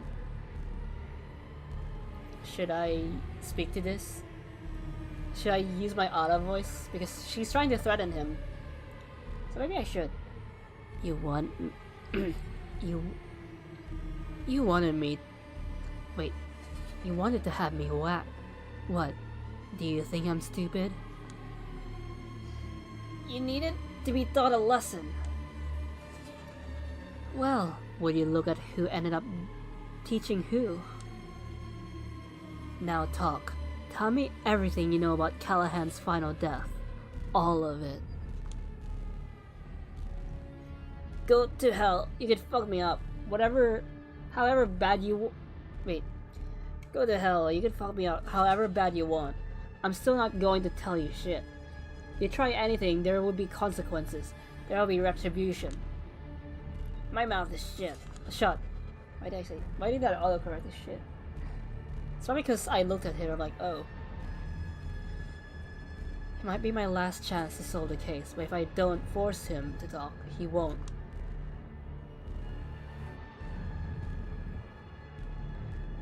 There's a burgeoning thought in my mind, but it scares even me. Do I dare to push him to the edge? Make him suffer until he squeaks? I need to think like a Lasombra, and I feel like the first option is the best. Yeah, I'm pretty sure the first option's the way to go, because I'm a Lasombra and I need to be tough. I mean, according to the Vampire the Masquerade quiz, I'm more of a Bruja, meaning I'm more rebellious and stubborn, but still.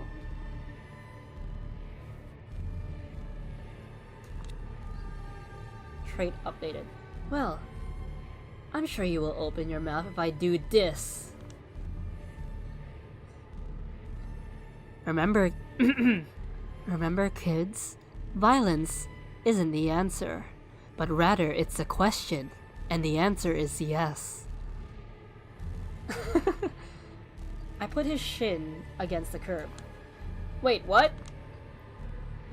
And kick with all my strength. It's a compound fracture. I rarely manage to suppress my gag reflex. Feels like I'm disassociating. You fucking psycho, you fucking psycho bitch! He's actually weeping, like a child. It totally shatters the tough image he was trying to project earlier. Like, this is the first time anyone has ever used physical violence against him. What if it is? You either start talking, or the other leg goes. Then the hands. Then I get creative. Ooh. Actually, this might be an early stream. I tried to collect myself and put his other leg against the curb. I'll talk! I'll fucking talk! The kick connects. It's a light one. A sadistic feign. It still manages to get the pathetic whimper out of him. Then talk. But this had better be good. He looks at me with pure fury, then begins to speak through clenched teeth. You wanna know who... Wait. You wanna know who was in Callahan's office before he died, little lady? Everyone! Fucking everyone and their mother was there. Vander... Vander Weyden, Ainsling, Anthorio, and Panhard. That Kramer douche... motherfucker Torque and his psychic. All of them. I was trying to pronounce that other word, but I just sped it up. Callahan thought that the only way was to pit them all against each other, or to ally with every single one of them. Little did he know, it was all enough. Wait, little did he know, it was in all of their best interest for him to just fucking die. That's good. That's great. But who killed him? I have no fucking idea. That won't do. Once again, I put his leg in a potentially disastrous position. In response, he starts howling manically. You fucking sadist! You fucking monster woman! I really have no idea! Who kept complaining to you about me? Who is responsible for getting rid of the evidence? Everyone! Everyone did! Goddamn Callahan had dirt on everyone and antagonized everyone, so it took everyone to fucking bring him down. So Julia was just set up to fail? I mean... I'm not surprised. All evidence is gone, every theory is equally true, so none of it is... Don't you see, you fucking cunt? Everyone is complacent. Nobody is. Why the fuck do you think Sophie Linley is no longer around? Why is Torque no longer pretending to be a revolutionary? Why are free agents involved? Why are they shutting you up tomorrow? Shutting me up? Who? Can't you connect the dots, you dumb whore? What are you, a fucking retard? Somebody's about to get... Julia! I look back over my shoulder and see Kadir. Bloody hell, what is wrong with you? Kadir, you're out of control. This is why I didn't want you to get involved. I had a hunch. A hunch that the moment you get a whiff of true power, all brakes will be off. Bullshit. You're out of your damn mind. I should have you in for a potential Masquerade breach.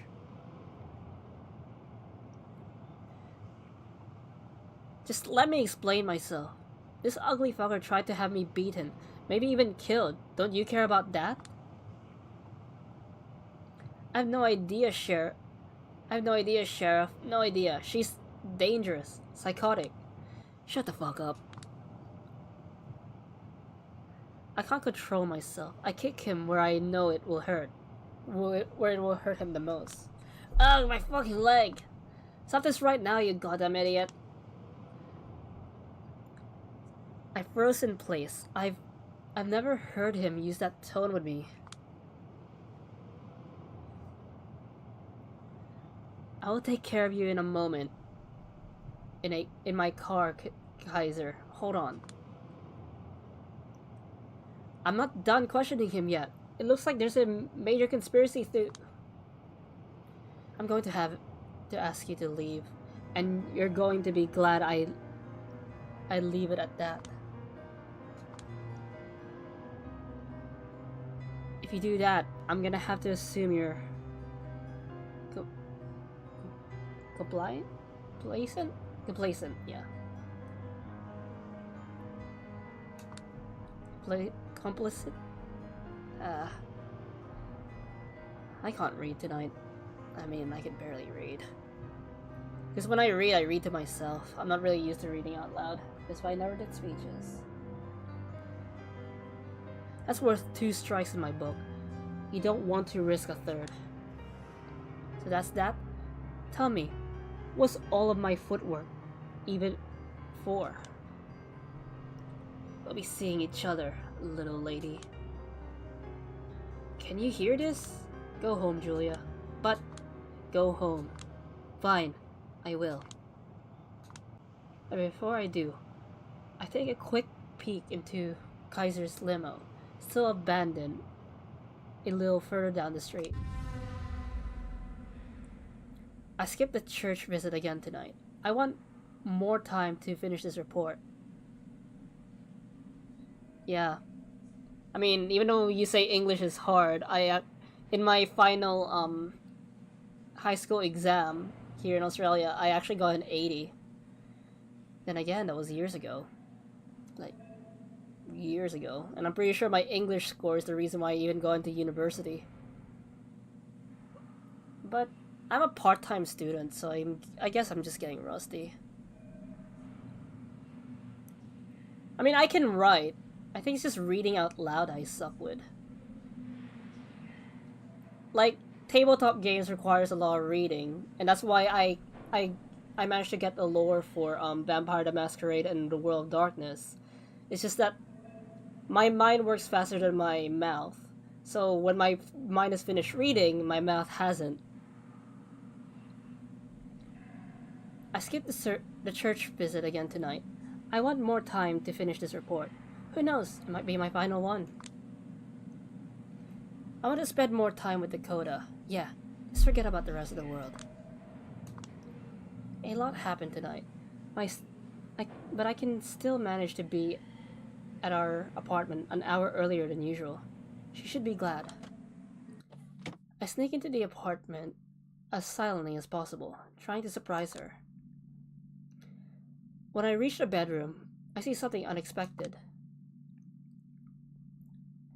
It hits me like a ton of bricks.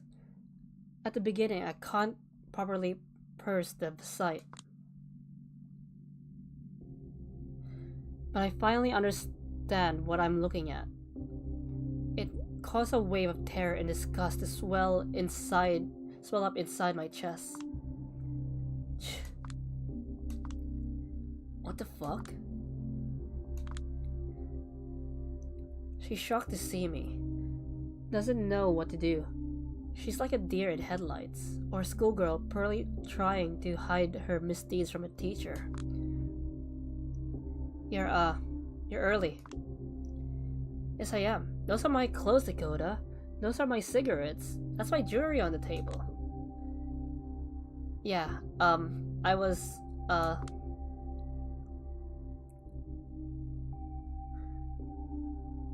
And I'm pretty sure, God almighty, I thought I was just being narcotic whenever I noticed something dreadfully familiar in you. I can explain. Please, do explain. A good 10 seconds of awkward silence pass. I can see her spending an eternity in my head. This isn't what it looks like. Oh my god, it's exactly what it looks like. I would just come out and say it. Dakota, are you single white femme-mailing me? It all makes sense now. No, come on, no! I thought I was the leech in this relationship. We watched a movie together. We made fun of Jennifer Jason Lanes together. Why did I add the S? A roommate stalking and imitating her roommate. Ha ha ha, what a concept, right? I was being fed on in a far more sinister way without knowing it. Don't be silly. Silly? I've never ever been this serious with you.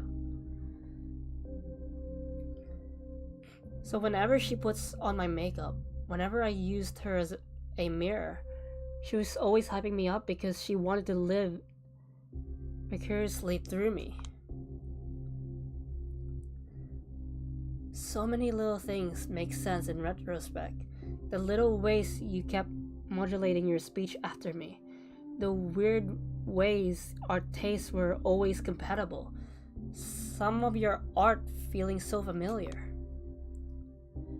None of it would trigger any alarms by itself, and yet She's as humanly embarrassed as possible. Julia, listen.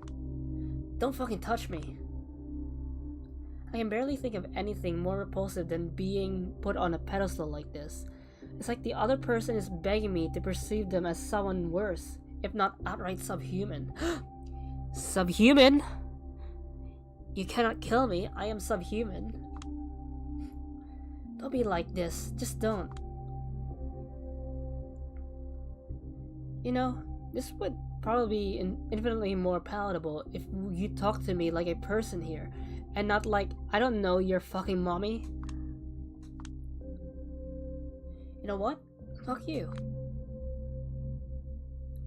I've been locked in this apartment by myself because of all the pandemic shit going on. It's fucking me up. I know you have it hard right now, so I don't want to bother you. Yeah, I was counting on you to ask how I'm feeling. Babe, how is your work-life balance? Are you feeling claustrophobic?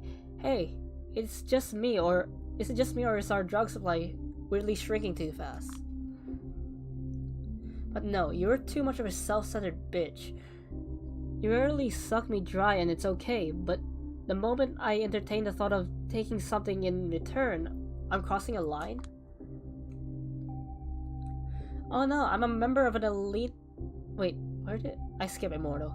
Oh no, I'm a member of an Immortal elite secret society. It's so hard to cope, Dakota. Whenever I gracefully decide to visit your apartment, let's just do what I enjoy until the pain stops. Fuck you. Fuck you sincerely. Fuck you, fuck you, fuck you. There's nothing you can do but take, and you should have learned by now that just taking won't make you happy, you big dumb bitch. Stop. Just... I'm destined for better things than this. Get the fuck out of here. You disgust me. But isn't this Dakota's apartment? Dakota breaks down crying. She grabs a jacket and a purse, then runs out of the apartment. I don't try to stop her. I stand there for a short while I stand there for a short while in silence, and then lock the door. Did she take her keys? I don't know. I don't know if I care. I desired for someone else, not for myself.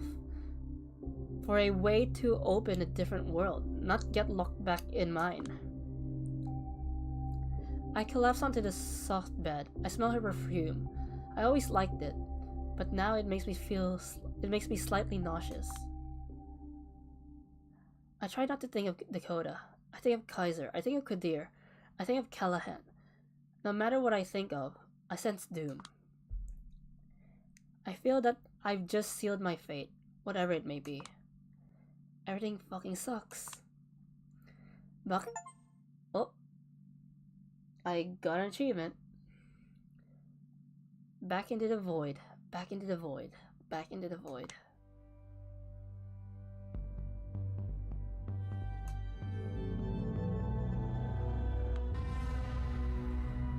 For me, it always starts with an image. An image which might be vaguely eerie or interesting, but usually not an image that would provoke particularly strong feelings by itself. Usually it hides a mystery. That much is correct. But that mystery doesn't exist without a text, or more specifically, a context. Context is everything. One way or another, you need to process what you're looking at. Maybe that context will be something you've heard of or overheard. Maybe, although it's quite rare and pretty special, it will be your very own creative, captivating, complete interpretation. A ghost of an idea. Is this a half-forgotten memory of something unspeakably beautiful I will never ever see again? This is a scene from a movie? A fragment of a music video? An animation? Or maybe this really is the last thing Callahan ever saw in his unlife? Warm sunbeams caressing his skin and turning it to ash? A giant ball of fire engulfing his body in flame from 93 million miles away. Was he terrified? Was he grateful? There's no will, no suicide note, no nothing. Instead, we can only count on what the local historians will write, presumably letting their bias shape the narrative one way or another. I mean, the saying goes, history is written by the victors, so yeah. What am I looking at here? A horrible, laughable hall of mirrors? A creep whom I never ever want to see again? A vampire much more despicable than myself? Or maybe someone who loved taking care of me and deserved to be cared for in return?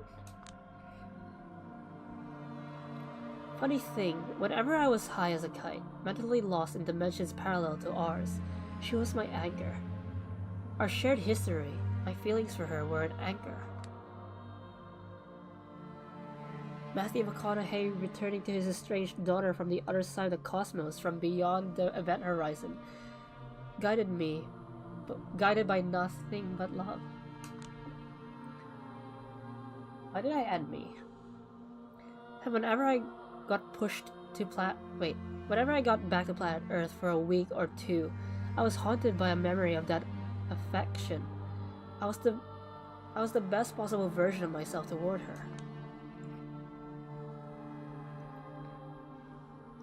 But that haunting always refused to disfigure into something real. What gradually took its place were angry, disappointed thoughts, and among them, one thought that I was always trying to suppress.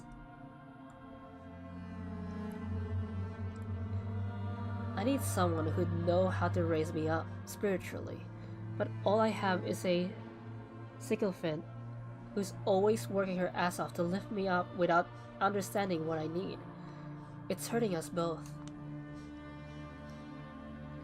Having these words pop up in my head hurt me, because they had a ring of truth to them, but also because I knew there must be another narrative, a better narrative. I was just too stupid to find it. Story of my life, story of my unlife.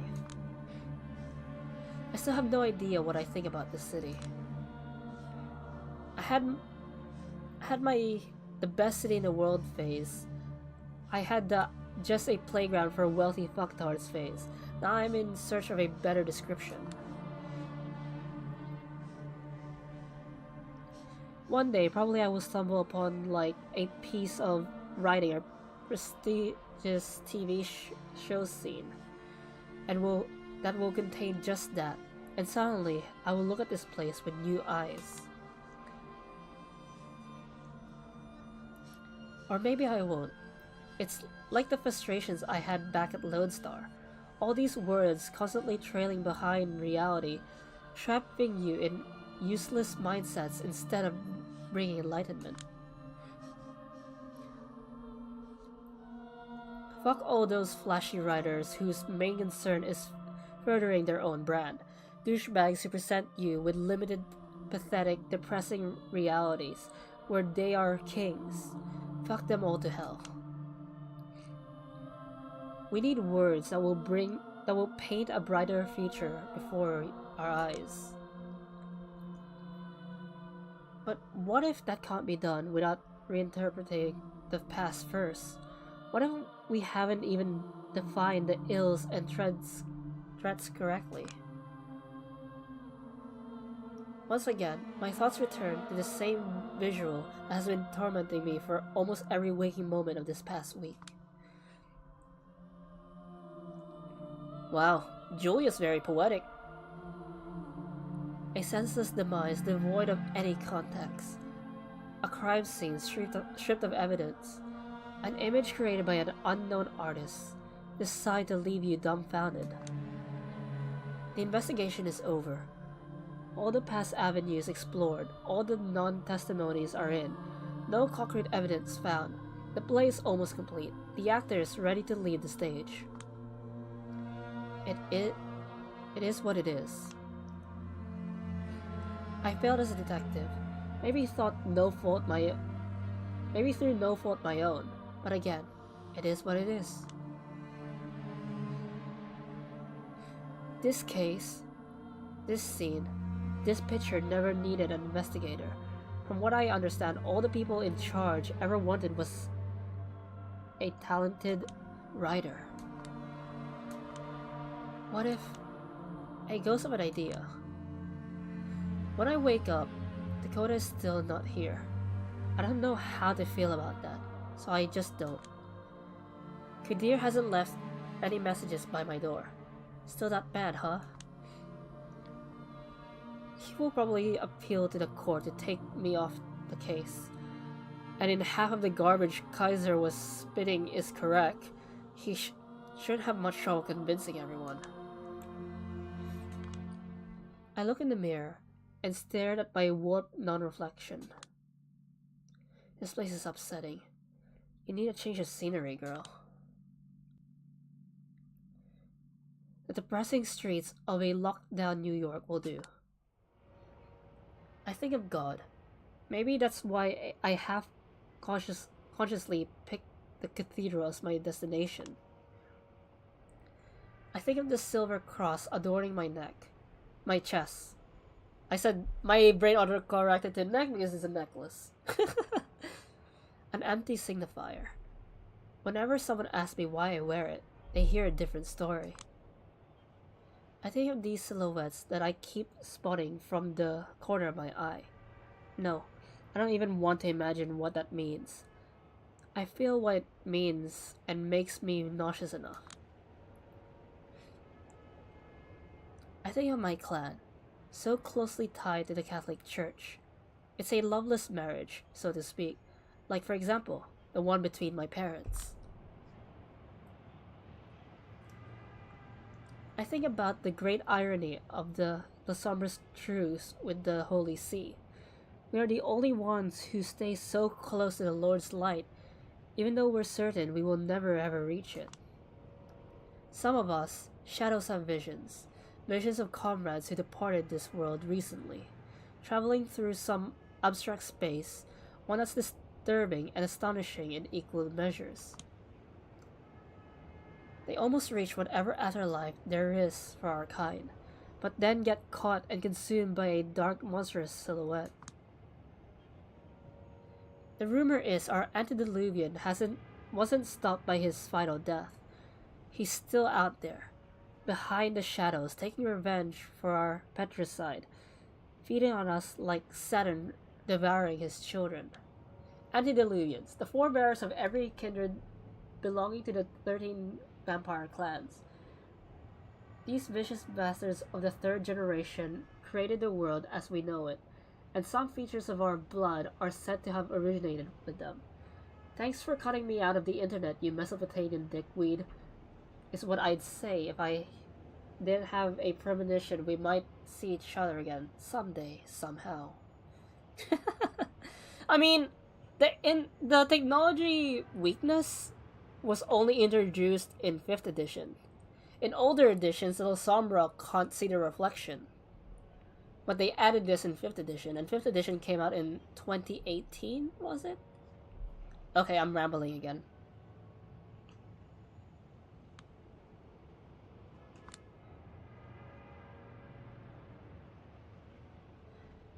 As Dakota would say, it would not be factual, but it is an emotional truth. From joining the Camarilla to panically scrambling for any safe house, it's like our elders are solely motivated by fear. The sins of our fathers are catching up with them, and it's young kindred like me who are given the responsibility to clean up their mess, with a constant sense of doom looming over the horizon. I mean, you don't have to be a vampire to fix your past generation's mess. We don't talk about salvation anymore. We're just minimalizing the impact of damnation. That's no way to live, but then again, maybe that's why they call it unlife. Shit, it's bad on. Hello there, Lost Shape. I'll have you know, this shepherd was extraordinarily patient in waiting for you. What are you doing here while the night is so young? Out for blood?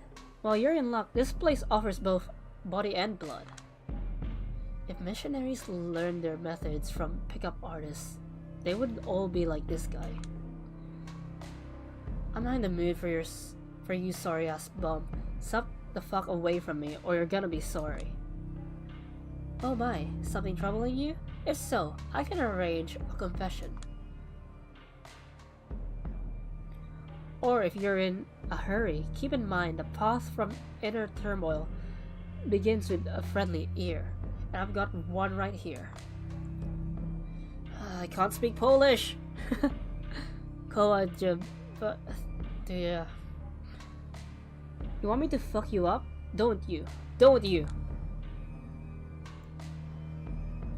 Julia, as you should know by now, I always interpret this kind of response to preaching the divine as the devil stirring inside. Is that what it is, Julia? The liar and the father lies got hold of your soul? If so, give me a signal, even the smallest one. I'll do my best to spot it. Something swells up inside my chest. I recognize the feeling. The handbrake just broke, and I'm definitely not on ground level. Fuck, here we go. Listen, I've had enough, alright? Enough!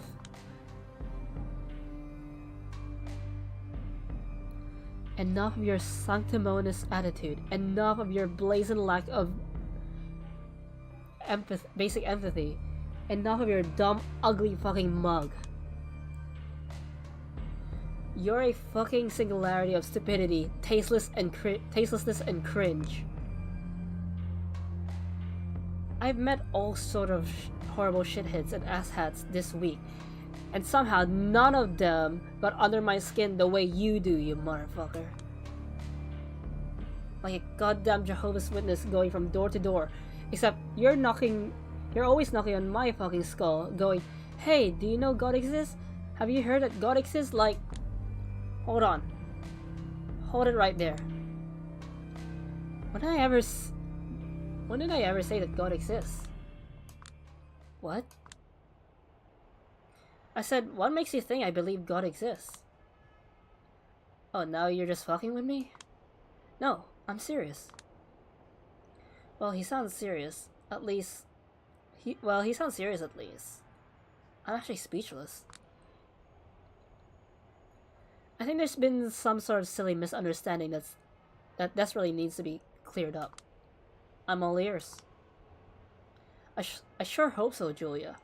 I feel like you must ignore half of what I'm saying for you to reach these conclusions. That's very well possible, actually. It usually takes 15 seconds of him talking to get me completely zoned out. So to avoid any further mix-ups, I will go back to the beginning and explain the core of my religious beliefs, okay? So, I love the Catholic imagery. I cherish the tradition and lore. I adore the practices and intricacies of theology. The messages contained in the Bible. Of course I do. I mean, she is pissed.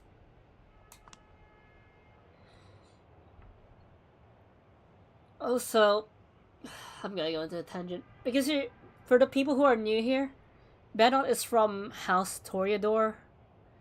Toreador are, well, Clan Toreador. Toreador are obsessed with beauty, and every Toreador has a different beauty, and it seems like this guy, he's obsessed with Catholic imagery. So, that's why he's insane.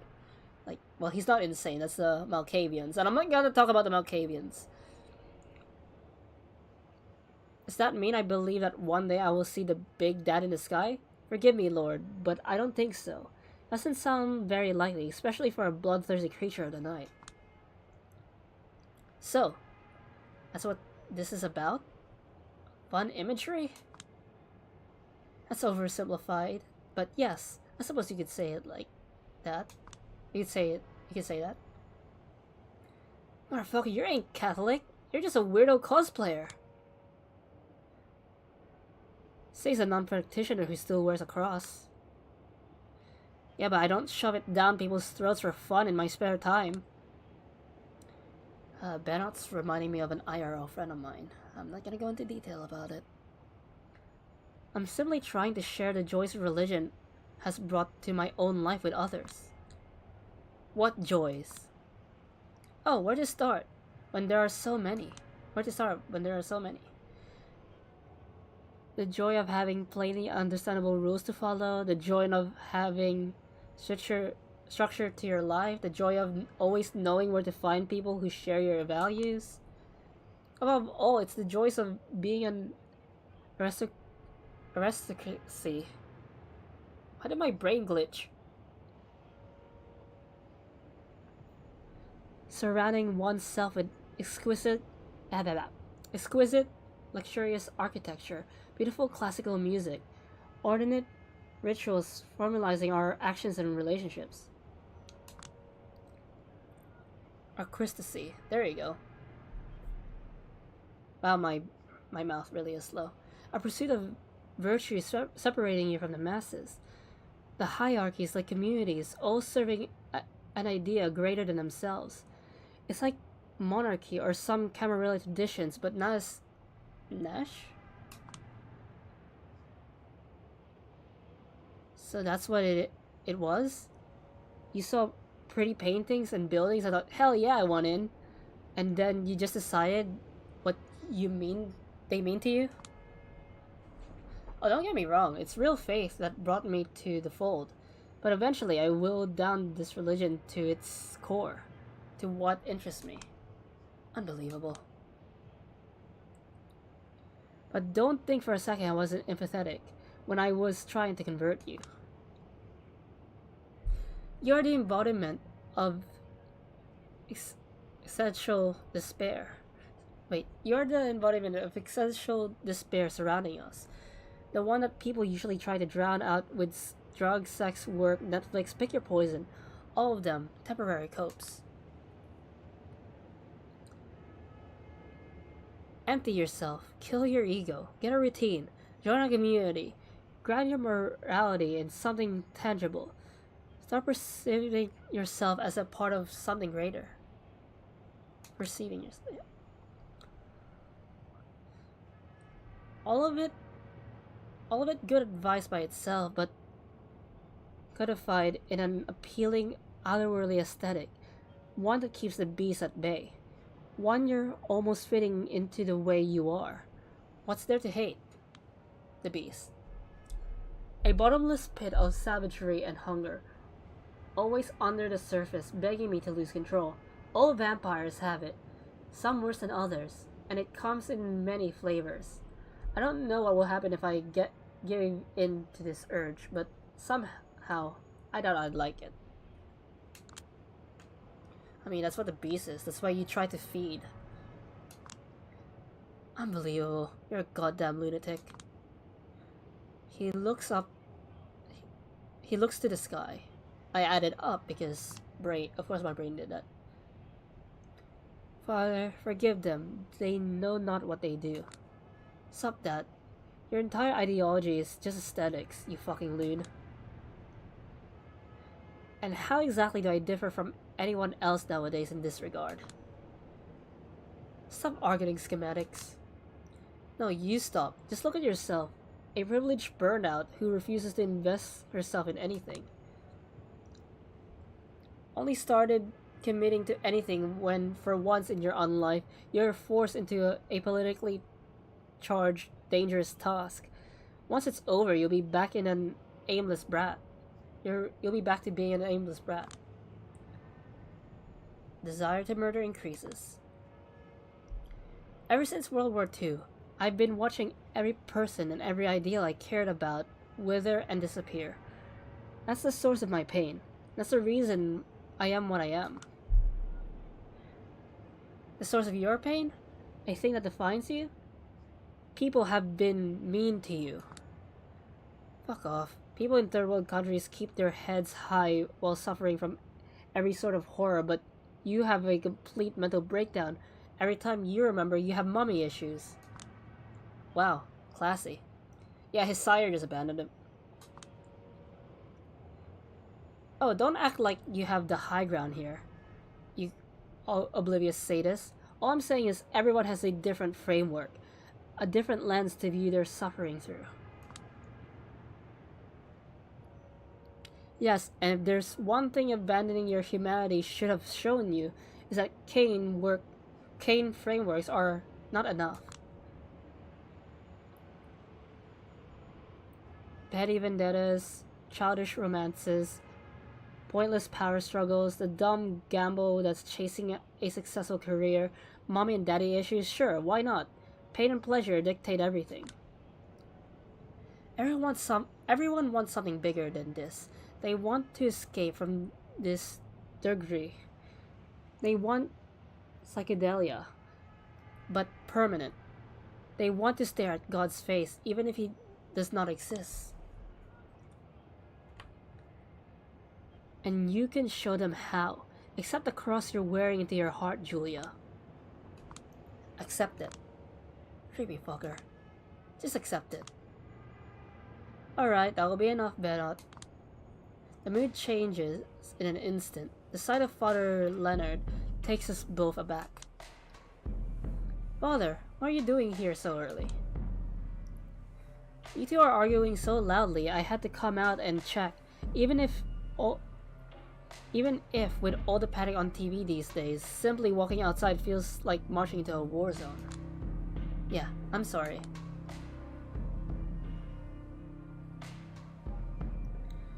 You should be. I was willing to turn a blind eye to your quirks, because I believe you have your heart in the right place, mostly. But I'm very disappointed in the way you approach folks in need. Right now, Bernard Siegel is displaying all the confidence of a scolded teacher's favorite. But I was just trying to guide her, to set her on the right path. I know, Bernard, I know. That's the problem. The secrecy is open. Please head there now. You need to have a long talk. Get me some coffee if you wish. But, Bernard... He slowly slinks away, looking defeated, deflated, debased. I burned a moment into my retinas, etched it into my soul, kind of hoping I'll never have to see him again, and this is how I'll remember him. Father Leonard watches him closely until he disappears from sight, then turns to me. I feel sorry for him. I keep hoping he might find some basic entity through fate, but all I've done thus far is let him leave you at the end of your tether. Yeah, that's some faith he has. Are you okay with all the bullshit he's spouting? Huh? I don't exactly support it, but I don't reject it. It's like attrusion and contrusion, imperfect and perfect. Repentance, you know? One is focused on a relationship with God, the other selfish and focused on personal gain, but both of them work. Yeah, but doesn't this strike you as completely missing the point? A bit, but purely sexual takes on Christ's teaching are nothing new. Pascal's Wager is a boring example, but have you by chance read Blogdovov and the Master and Margareta? Sure, back in Poland, every teen trying to look intellectual online loved to repeat the joke about the talking cat who swears he'd never pour vodka for a lady because women deserve pure alcohol. That's one takeaway from the novel, I suppose.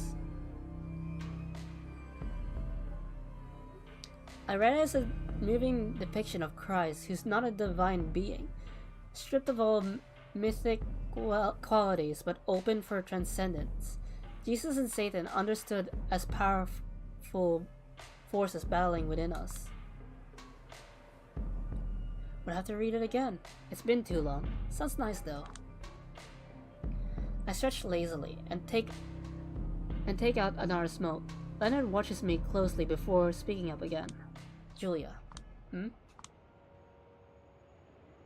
4 hours from now, there is going to be a meeting in the Elysium. The big finale of Celebrations of Power. Everyone will be there, but they are counting on you to not show up.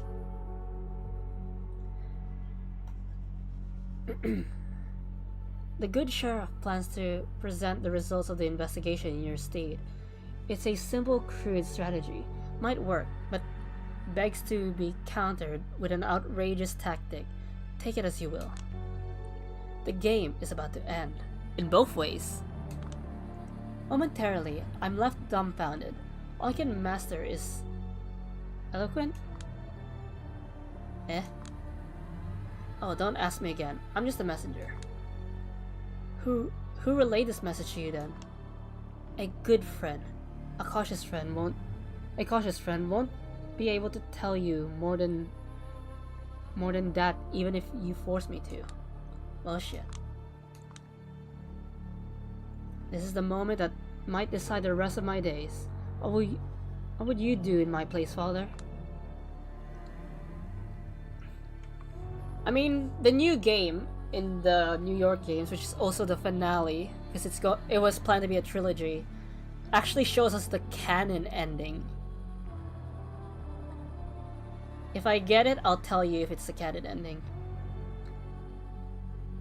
When I was forced with a dilemma that would shape the rest of my life, the world felt too big and scary and impossible to understand, so I simply escaped from that choice into the cemetery.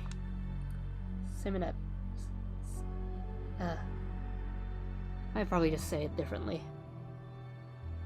Yeah, if that's your idea of good advice, I'm gonna have to ask you to shove it. I'd expect nothing less. Don't you regret it? Regret what? You're kinda shady, but don't seem like a bad guy. Still, you have to accept that people above you are responsible for some horrible things. If our superiors... Wait. If our superiors' acts count as our sins, then, on the face of it, probably half the people in this world are irredeemable. Clever, but not a real answer. But being a low-level grunt for assholes who find hopefully objectable is no way to live. I don't know, is it? I finished the smoke in silence. I have to go. Don't know if and when we'll see each other again, but whatever happens, I probably won't be the same old me. Of course, but before I leave to scold Bennett... I said his name differently again. No, not. Let me say one more thing. Yeah? These are difficult times. My parishioners keep calling me. The things people are going through, they might never admit, but if this keeps up, it will cause horrifying invisible damage to this nation. A dreadful darkness is killing us all, little by little, and like every powerful evil, it manifests itself little by little. And yet, sinful as it may be, I confess to being strangely excited. For a moment, we're seeing this suffocating normal disappear. This is a time to dream of a new world is possible. Walk these empty streets, Julia. Remember how the city feels right now. Bask in its shadows and uncertainties. After the apocalypse comes the great rebirth.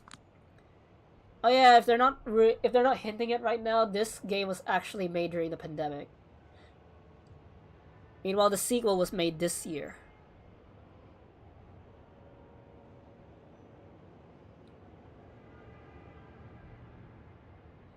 Well, the thing is, the reason why Julia is annoying is because of the things I made her choose. From what all I know is that the good ending feels bad, but the bad ending feels good.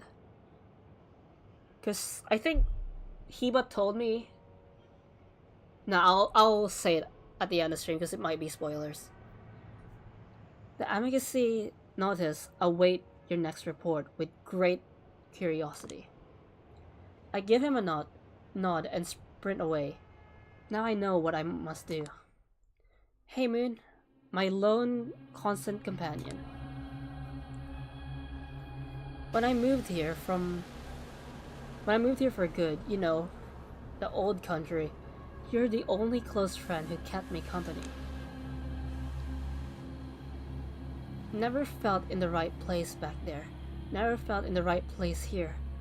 Especially now. I'm not quite alive. Not quite dead. Not that Slavic. Not that American. But maybe it's about time I finally carve out some space for myself. It's been a long road, hasn't it? Wish me luck.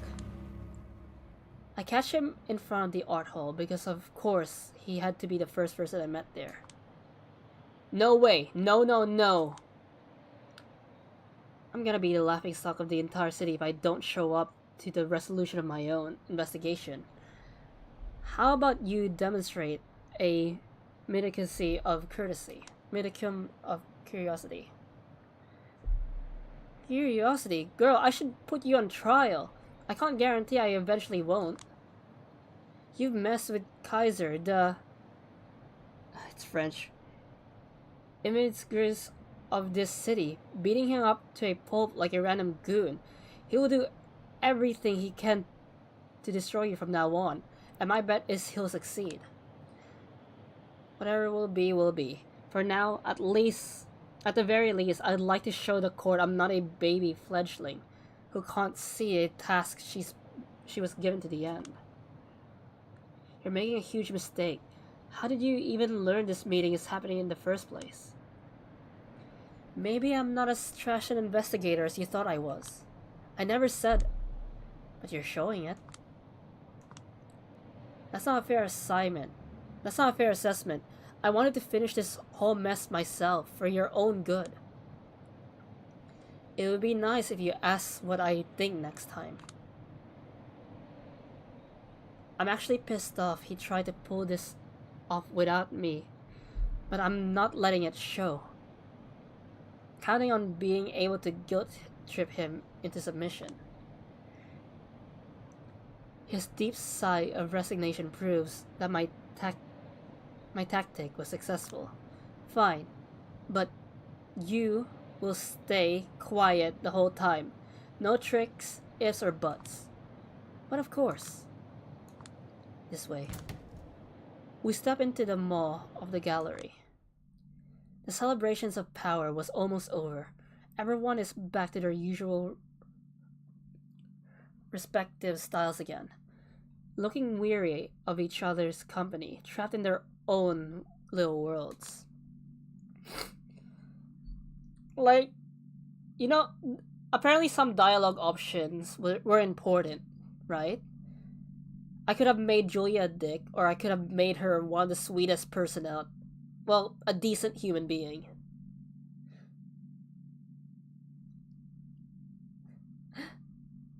The art hall is nearly empty now, and Kadir is gently strong-arming the last remaining nobodies into leaving the premises. Eventually, only me and a select few New York Camarilla VIPs remain. Ah, Miss Winsky. Barely made it, huh? The asshole with the glued-on smile spots me first, and he's just as authentically enthused to see me as ever, so he finally showed his face around here. I wasn't sure if you'd join us tonight. Kadir made this meeting sound like a one-man show. The preparations took me a bit longer than I thought they would. I apologize. Are you, by chance, planning to surprise us with something? Well, if I was planning something, it wouldn't be a surprise if I told you now, would it? Can I have everyone's attention, please? We're about to begin. Everyone remaining in the building gathers around Kadir. Ah, exciting. Is everyone present?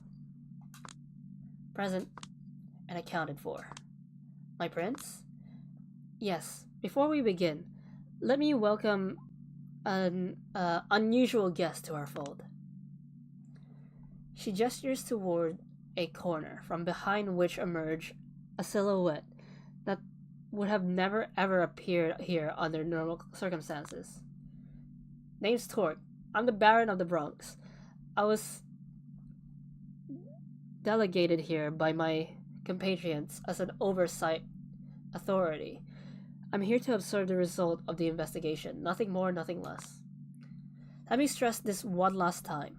This is a one-time occurrence, meant to alleviate the tensions in the city, not a symbol of mutual recognition, not in the slightest. I peek at Addison's face to get a feel of how a hardline loyalist might grapple with this arrangement. His expression betrays no surprise, only a slight discomfort. If even he is fine with it, the prince must have been extremely convincing about the necessity of a temporary truce, or about a Machiavellian tactic she's got ready up her sleeve. Who knows? Of course, we might have irreconcilable differences, but there are times they have to be temporarily put aside in order to quell unrest and open paths for constructive, meaningful change. If anyone would like to voice their concerns, this time is now. Torque, Ontario, and Panhard exchange glares. Normally I'd consider it an innocent gesture. Knowing what I know, I roll my eyes. A stick or a carrot, Torque? What made you break and sell your compatriots? How much do you really know? If not, Kadir, may I? He steps into the middle of the room and clears his throat theatrically. First, let me plainly state that the conclusion I'm going to present is by no means my own achievement. It is the result of a tireless investigation conducted by my talented kindred I won't name here. A telling glance in Torque's direction serves as a succinct explanation for why he refuses to call them by their names. And of course, Julius Wonsky, whose ceaseless groundwork over the past few nights served as a foundation for the findings that are about to be revealed here. Thank you, Julia. It's not the first time he sets out to oversell my achievements. As the sheriff, my role here is mostly representative. I spent the last few days overseeing the celebrations in Elysium, making sure no harm would befall anyone present. Luckily, none did. Looks like the prince's decision to move forward with the event was the correct one. And for that, we should extend our thanks to Kadir, and let us not overlook our guest to a degree. I managed to convince my key allies that diplomatic action is the only way forward in this case. No matter how wrong-headed the enemy can be, we still need avenues to negotiate and communicate. I'm curious how Tamiko would react to him looking like a corporate bastard designing the future order, is missing potential for change that lies in unrest. No wonder she dumped him.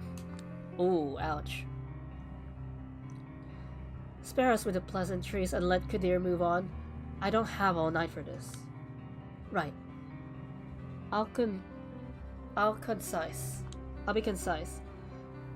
Doug Boss Callahan's remains were found in his office by one of his ghouls first thing in the evening. The first kindred to confirm it was another Anarch Baron, Torque, present here. I'm trying not to burp, but I failed. A mystery book author would refer to the circumstances of Callahan's death as a classic closed-room mystery. The metal door, locked from the inside, served as the sole way in. There was no murder weapon, no useful testimonies, and the evidence was, how do I put it, barely circumstantial at best. What was left for us was one hell of a puzzle. One where the answer couldn't be approached using the tried and tested question, Koi bono? I probably said it wrong again.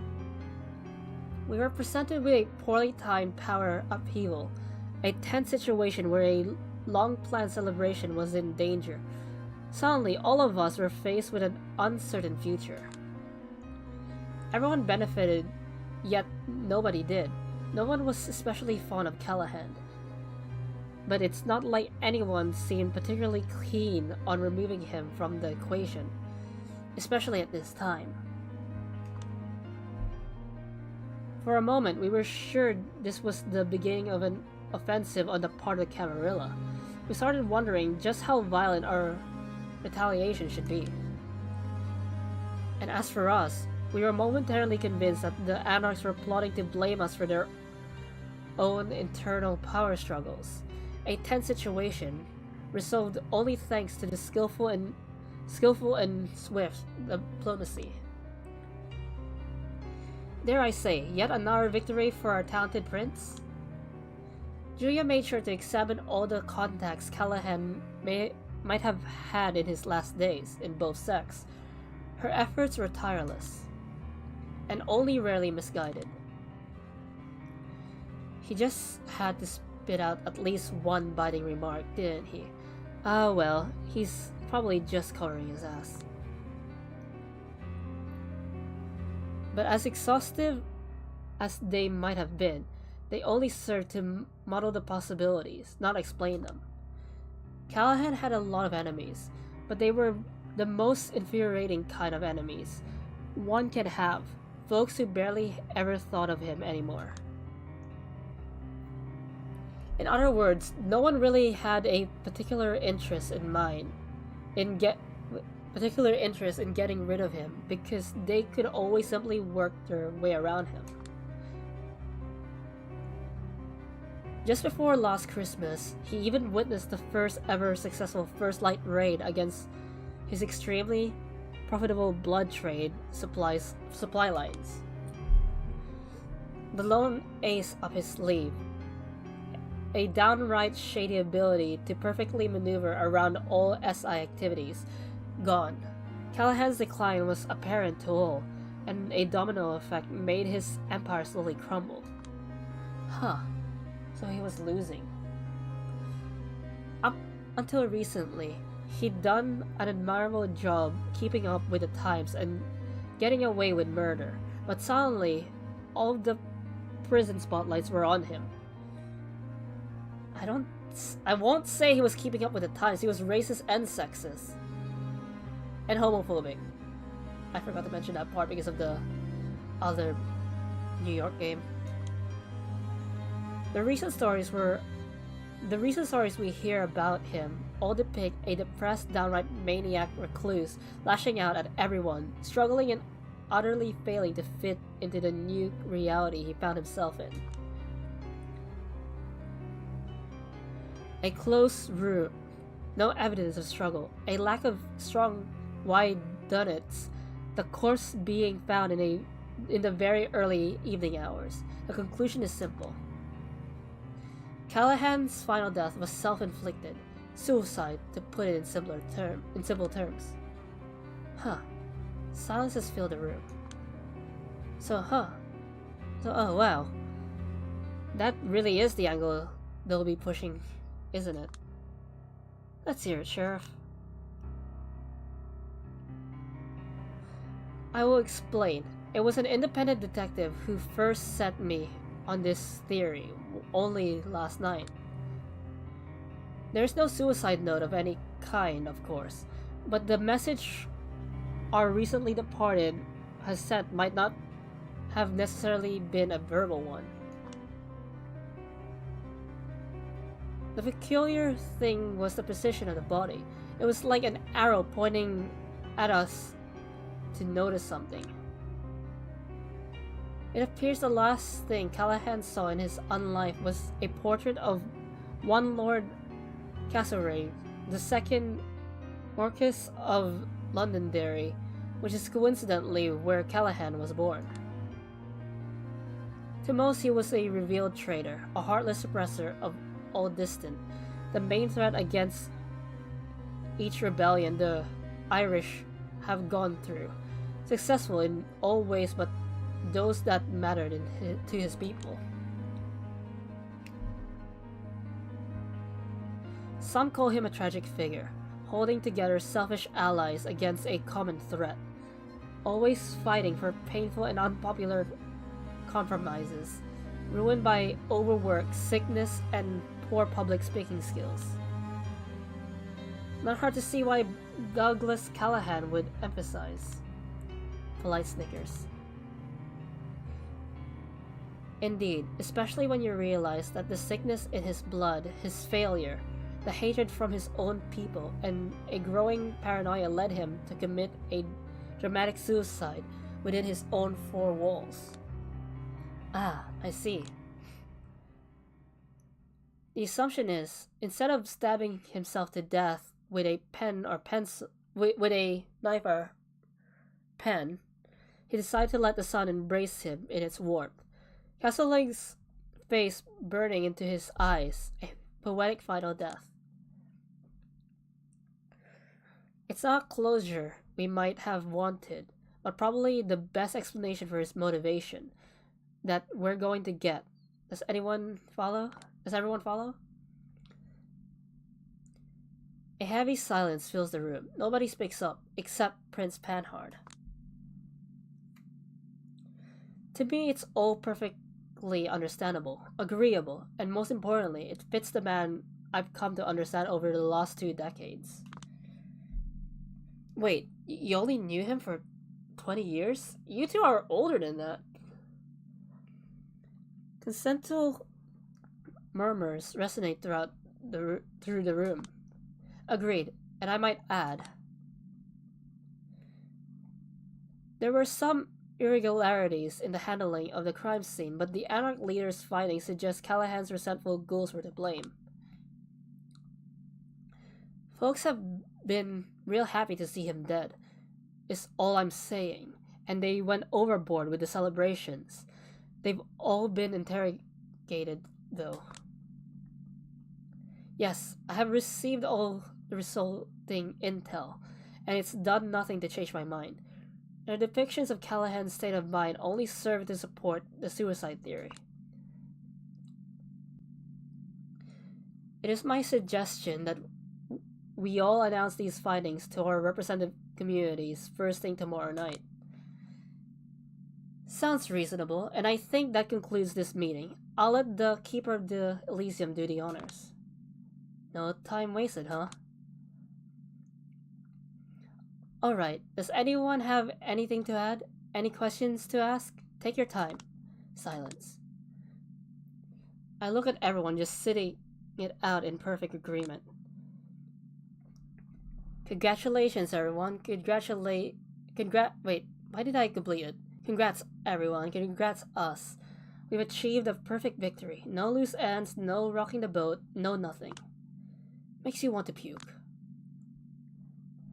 How many of them contributed to this final report? How strongly does Kudir believe the shit running from his mouth? Time to ruin the part. He's always been a Camarilla loyalist.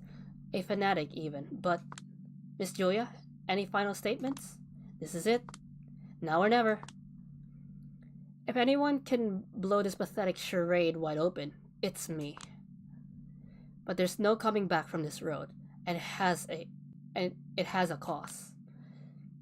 I spent all of my life and unlife on social climbing, and sunken cost fallacies sinking in. Challenging them here might be my only way of ever making it out of the pit I'm in. On the other hand, maybe this is my time to head into the unknown, kill my ego, or at least temporarily, shut up the voice of the elder screaming in my head, betray my Lasombra instincts. Make all these ghosts go away and figure out something new, no matter how scary it might be. Do I dare? Or maybe I don't. I feel like there's an incredible prize to be won, waiting right in front of me. If I just dare to take out this revolver with a single bullet I have hidden on me, and invite everyone here for a crazy game of Russian roulette. But I get this foreboding gangster movie feeling. Like this is the scene where the future mobster could have gotten out, but he didn't. In the end, did Callahan think all the splendor of the golden era was worth this pathetic end? It's like there are two selves battling for dominance inside of me. One of them has to die, the other gets to live. Honestly, it's a flip of the coin. I reflect on all the kindred I've met, lessons I've learned, choices I've made over these past few days to make a decision. And then, feeling like I'm simply following the way I conducted this investigation to its logical conclusion, I respond, actually, I do. It's like the beast itself flashed in Kadir's eye for a brief moment. No, you don't. But I do. Miss Wensky, don't make a scene. Believe me, every one of you will really, really, really regret if they don't listen to what I have to say. Will we now? Oh, absolutely. I stand up and step right in front of Kadir. Don't get me wrong, Kadir. Don't get me wrong, Kadir has done a spectacular job of selling you a ready-made narrative to package and export to the outside world. Hail to the sheriff and all that. But was this little show really necessary? Did you all really need to hype each other up to believe this fairy tale? What are you getting at, little girl? Easy for now, my prince. Insult me all you want. It's only going to make it all the sweeter when this little girl kicks your ass. I'm getting at the fact there's a different, more reasonable theory that explains everything to a T. That's great for you, sweetheart, but I do really need to stay here and listen to it. The door's right there. But on the off chance you get implicated in something tonight, don't want the chance to defend yourself? And what are the chances of me being implicated in anything tonight? I'm pretty sure a lot of kindred in this room are asking themselves the same question right now. In each case, my answer is the same. You won't find out unless you stay right where you are. She stays. Alright, where was I?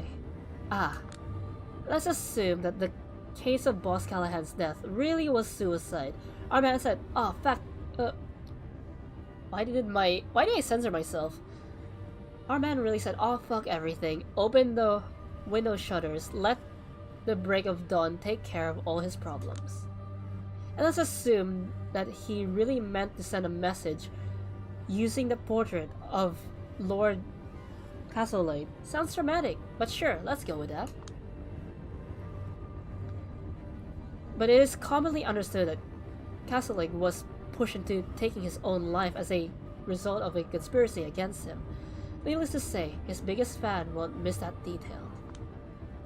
According to historians, the man's last word implied that some powerful people faced him with a choice: denunciation or death, which for an ambitious politician is not a choice at all.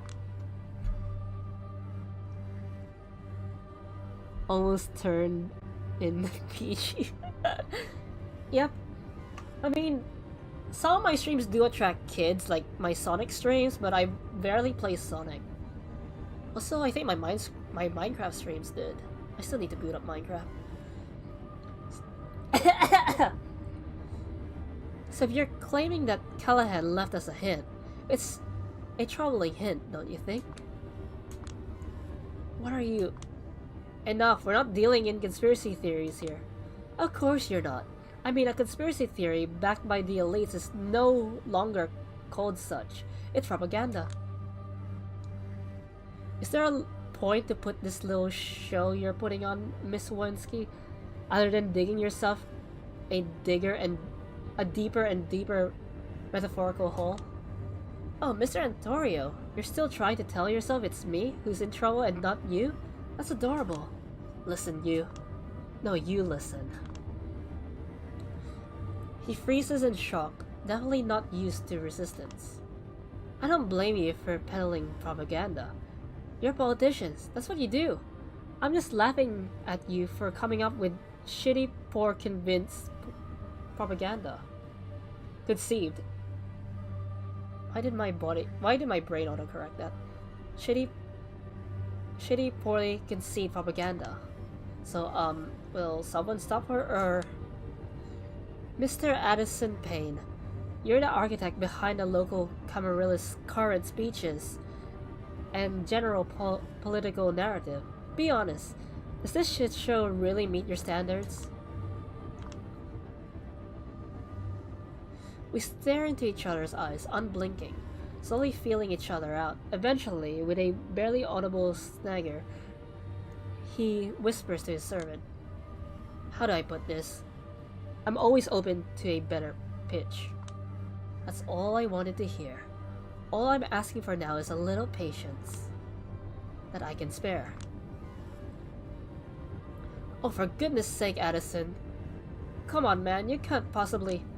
Silence. I said what I said. Now let her talk. Oh wow, I'm surprised Payne's the one agreeing with us here. Thank you. Oh, it looks like I'm going overtime to finish off this game. I'm starting to have fun with this. Or more like, I'm feeling that weird rush reminding me of the first time I managed to ride a bike. The important thing is to keep up the momentum. Focus on pedaling hard. Don't even think of falling. You thought you had it all figured out, didn't you? An improperly handled murder scene. A disposable investigator forced to blindly stumble around, hopelessly chasing loose ends. Your only problem is that tonight I realized I was using the wrong tools all along. Instead of a sleuth's magnifying glass, I only needed a journalist's pen.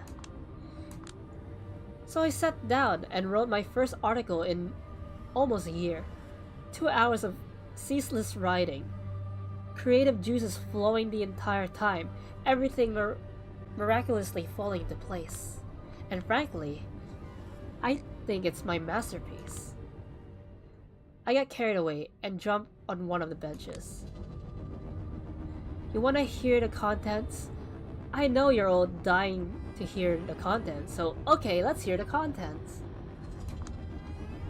Aisling Sturbridge, High Regent of the Chantry of the Five Boroughs, violently splitting with her student after he discovered her plans for horrifying experiments with blood magic. Her target? Baron Callahan, said student, conveniently missing. We've got an exclusive source too, Agathon, the Warlock's personal diary. Extra, read all about it. Wow, she's sassy. She's trying to hide that she's nervous, but she's practically shaking. I should be the one shaking. I'm piecing together what little solid or relatively solid intel I have, glued it together into something coherent with educated assumptions and pure conjecture. But at least I'm fairly sure she recognizes me as a threat now. Just what I was hoping for. Okay, we're getting the good ending that feels bad. Next up, is it true that Torque, the brave anarch baron, primed to be the next de facto leader of the sect in NYC, might have been manipulating his entire faction to secure the position?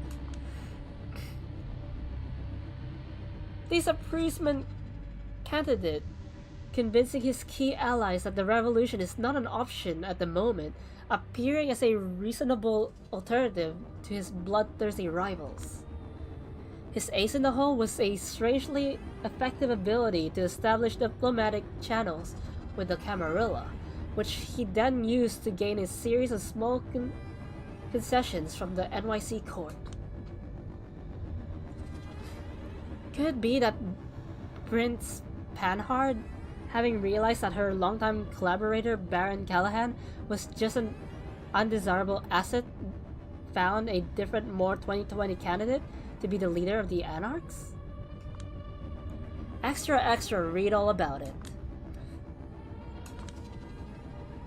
This one's not shaking. She's just angry. And this one just seems confused. And what about the fact that Torque, Helene Panhard, Thomas Antorio, Carter Vanderweyden, and Essling Sturbridge were all summoned to Callahan's office right before his death? Could it be that the so-called boss employed some final desperate measures to stop his downward spiral into irrelevance, at which point a rush plan to bring on his demise was executed? Could it be that Kaiser, the legendary New York info broker, striking deals left and right with both Camarilla and Anarchs, wiretapped Callahan's office to eavesdrop on those negotiations?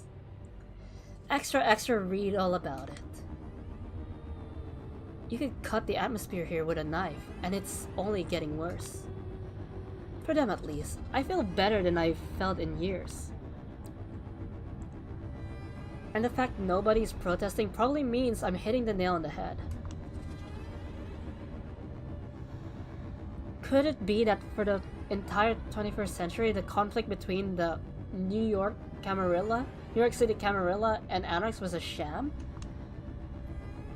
Which was true. Spoilers. Well, it's not really a spoiler because I played it last time. In Coteries of New York, we find out that the Camarilla and Anarchs were actually working together because they were blood bonded to someone. What if the Second Inquisition's operation in the city were consulted with the leaders of the two sects? How deep does the root of corruption go? And what about Sophie Langley's disappearance? Attempts to the unlives of the would-be members of a coterie she attempted to set up along her ward last year. Could all of these things be connected? And that's just the tip of the iceberg. Stay tuned, dear readers. Heavy silence befalls the room. When it becomes too overbearing, Kadir breaks it by hawking loudly. His poker face is indecipherable. And where, pray tell, can one read all about it tomorrow? 10 different places, among them, of course, a report received by Clan Camarilla's elders in Chicago. Constantly mixing truths with lies. I do know some facts. I did write something. But all in all, it's a confidence grift. Plain and simple. Have you sent it out already? No, and Father Leonard is not the channel. I used to reach Chicago, in case you were wondering. I took every possible precaution, the way you taught me. I know this hurts him, but I can't show a single weakness right now. Oh, this is ridiculous. She's probably bluffing. No, she knows Thomas. Essling, how can you be certain? I just am. That diary probably saved my ass. Thank you, Agathon, I guess. Even if I was bluffing, it's all about the optics. You nominate a special investigator with the moment she presents her findings. What do you do what? Subjugate her? Get rid of her? How do you get out of this? I get it. You gave me a role, that title, because you were counting on me remaining the same shitty, useless nobody I was ever since I started working for the court. But funny how that works, isn't it? A week ago, nobody would give a shit about what I have to say. Now I'm a grave threat to this entire Illuminati New World Order arrangement you've got going on. I still maintain you can't possibly know and prove all the claims you've listed. There's just no way. I know. I checked. First off, stop bullshitting. You don't know that for sure. Secondly, even if you're right, so what? I've got leverage now. Because of my journalistic past, you gave me a detective title that wasn't worth a rat's ass in doing detective work, but ironically, it gave me the opportunity to do the best reporting I've ever done. And it doesn't even matter if it contains more facts than your official narrative. And you know why? Because the story I offer makes infinitely more sense, morally, emotionally, metaphysically. However you name it. It's far hotter it's a far hotter commodity than a low rent bullshit you peddle. And that low rent never mind. People nowadays buy into barely coherent crap like 5G and QAnon. Once they get a hold of my perfectly logical story and see you don't really have everything to counter it, you'll be fucked. Hell, the very fact none of you have denied any of my allegations yet speaks volumes, doesn't it? The prince is absolutely furious that she's not in charge, visibly scrambling to figure out some counter-offensive. Why would anybody listen to you? You made that story of yours sound completely unrespectable, like tabloid garbage. Tabloid would be fine. Just means it would reach more folks. What? What do you want? Now we're talking. The primogen position for Lasombra, and a number of privileges befitting the title. We can negotiate the details, but a nice apartment in downtown Manhattan is a must. Dreaming big, are we? Oh, for those who don't know, primogen is like the leader of your clan for your sect. So Julia is asking for a promotion. Dreaming big, are we? What could you even bring to the Foldus primogen? I turned away from her to speak to the manager. Mr. Payne? Yes? As you can see, we've all found ourselves in quite a mess here. Indeed, to say the least. If I find us a way out, will you form a professional relationship with me and back the decision to make me primogen? The figure in the wheelchair lets out a sarcastic laugh, sounding like a final whiz of a dying man. You really are swinging for fences, aren't you, child? I'm not suicidal, most of the time at least. I wouldn't be doing this if I didn't have my sights set sky high. I understand. So, how do you propose we solve this little predicament? Easy. We give the masses an even better story than the one I suggested. One that benefits nearly all the parties in this room. Alright then. Thanks to your moxie, you've secured yourself a attentive support, child. Let's hear it. Thank you very much. Okay then. During my investigation, I recovered some interesting intel about a certain individual. Praise to Kaiser's abandoned limousine.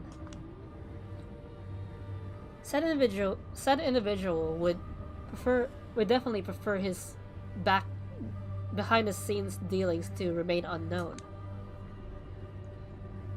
For the last 20 years, he's been on an on and off mediator between the different parties in the city. He prides himself on his diplomatic skills. Interestingly enough, though, one of his main motivations was selling intel about both the Camarilla and the Anarchs to any party that might be interested. Usually that meant Kaiser. With a reasonable degree of certainty, he can be held responsible for a few certain failed Camarilla operations that weaken Helene Panhardt's position. He dreams of being a prince, you see. I can already see him awkwardly shifting his weight. Recently, he obtained control over an IT company called Double Spiral. which he uses to influence NYC Kane in ways that further his agenda and weaken his political enemies. He also operates the most powerful law firm in the city. He uses both of these tools so that he can manipulate the mortals to slowly tie a noose around anarch leaders and court members who he wants gone. I'm talking, of course, about Carter Vanderweyden. In a split second, all eyes in the room are set on him.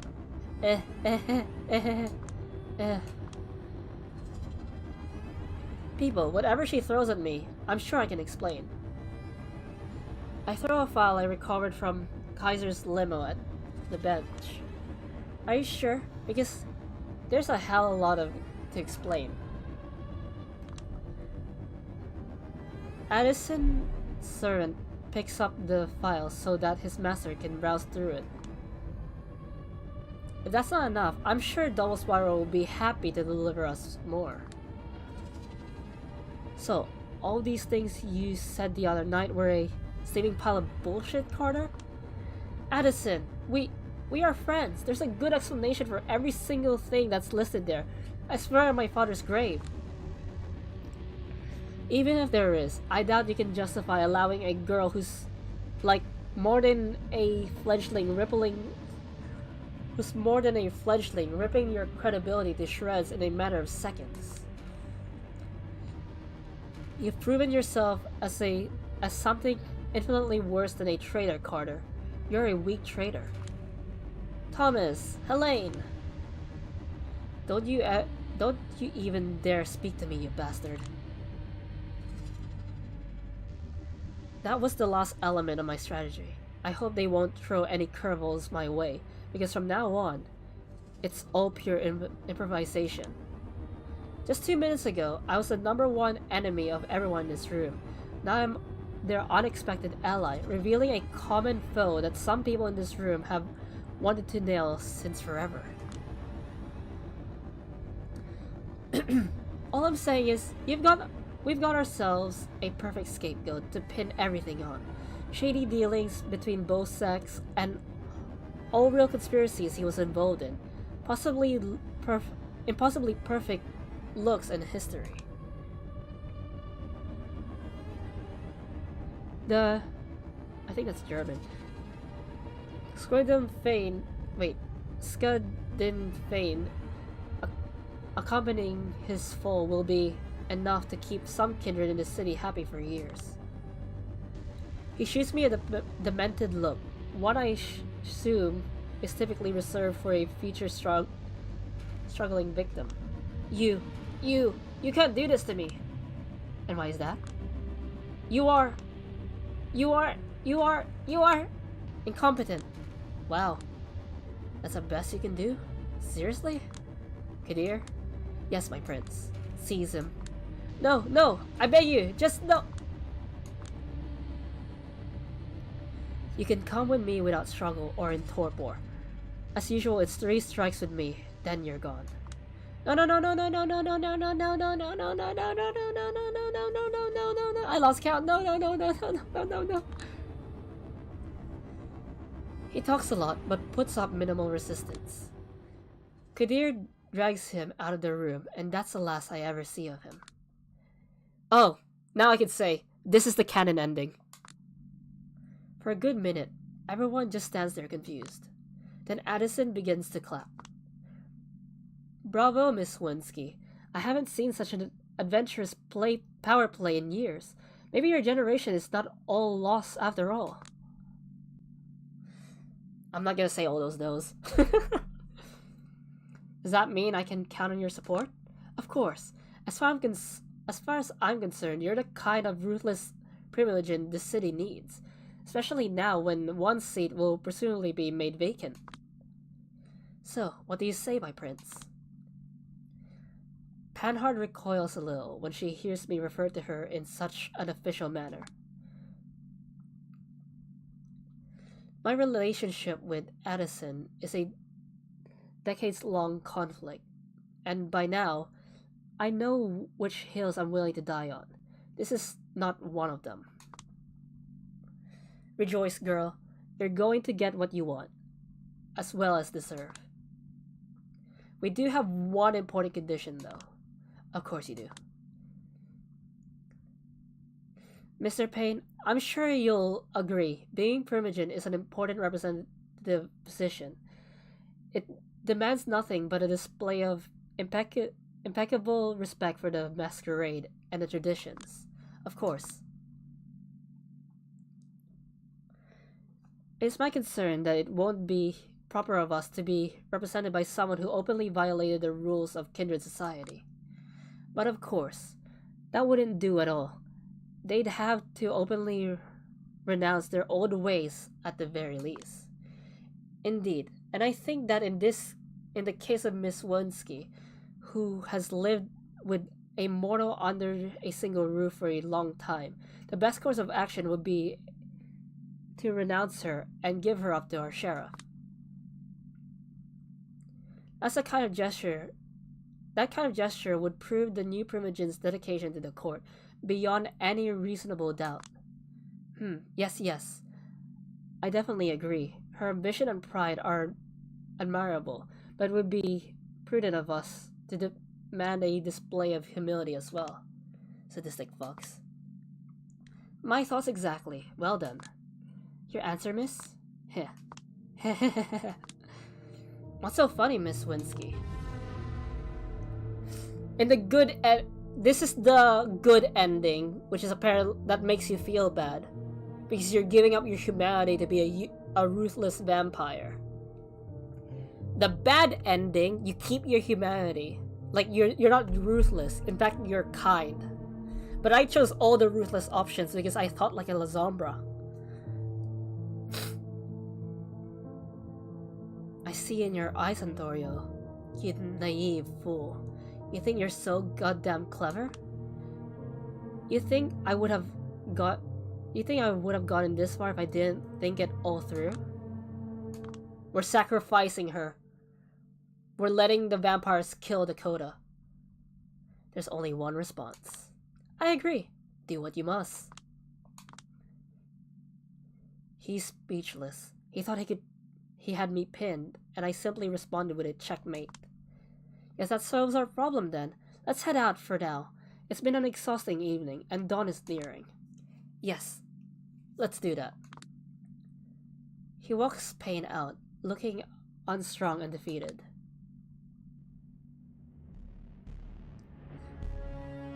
Jaws let her dark side come out in the...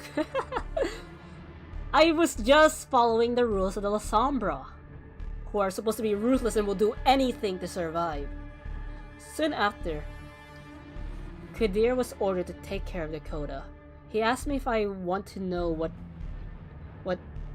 was done to her. My reply was honest. Not really interested, no.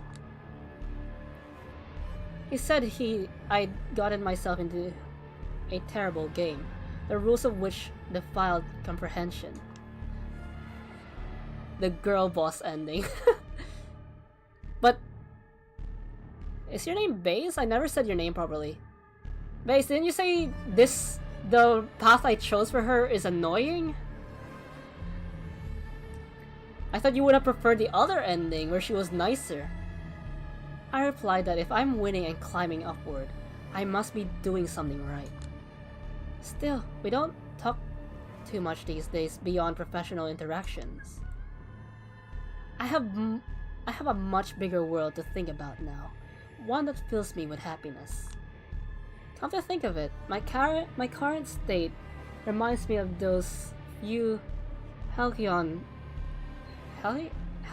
days right after my embrace. It might not last, but at this point, I have to ask myself, what does? It's always about the next bigger rush. I'm writing speeches and official communications for the NYC Camarilla these days. Helping out Payne from time to time, too. Funny, I've never felt more accomplished, more fulfilled as a journalist than I am now. Karen is visiting in a few days to congratulate me on the behalf of the entire Chicago-based clan. She's annoying, yeah, but the ending makes up for it. So you would have been sad if I got the other ending, where she's nicer, but she gets chased out by the vampires? Apparently I've not only met her expectations, but exceeded them. She keeps bragging to everyone about how great her eye was in picking me. It's only these shadows that keep me... Wait, it's only these shadows that keep getting to me. I notice them everywhere these nights, and there are more and more of them surrounding me as time goes on. But it doesn't matter. Yep, got the good ending. I like to think they are being cast because my future looks so bright. If she's a villain in the next one, it'll be... No, she's not. She's part of the council member now. You're playing as another vampire, but she's in the Julia is in the council. And apparently, even with the third game out, people are still saying this game is the best in the trilogy. So yeah, I hope you guys had fun. I finally finished the game because I didn't get into too much tangents. So, as you know, tomorrow is Devil May Cry 5. I'm excited to play as Dante again. I also need to get used to playing V. Anyways, sorry about the whole snacking ASMR and other things. But yeah, I hope you guys had fun, and I hope I see you guys tomorrow for Dante time. I mean, Devil May Cry 5.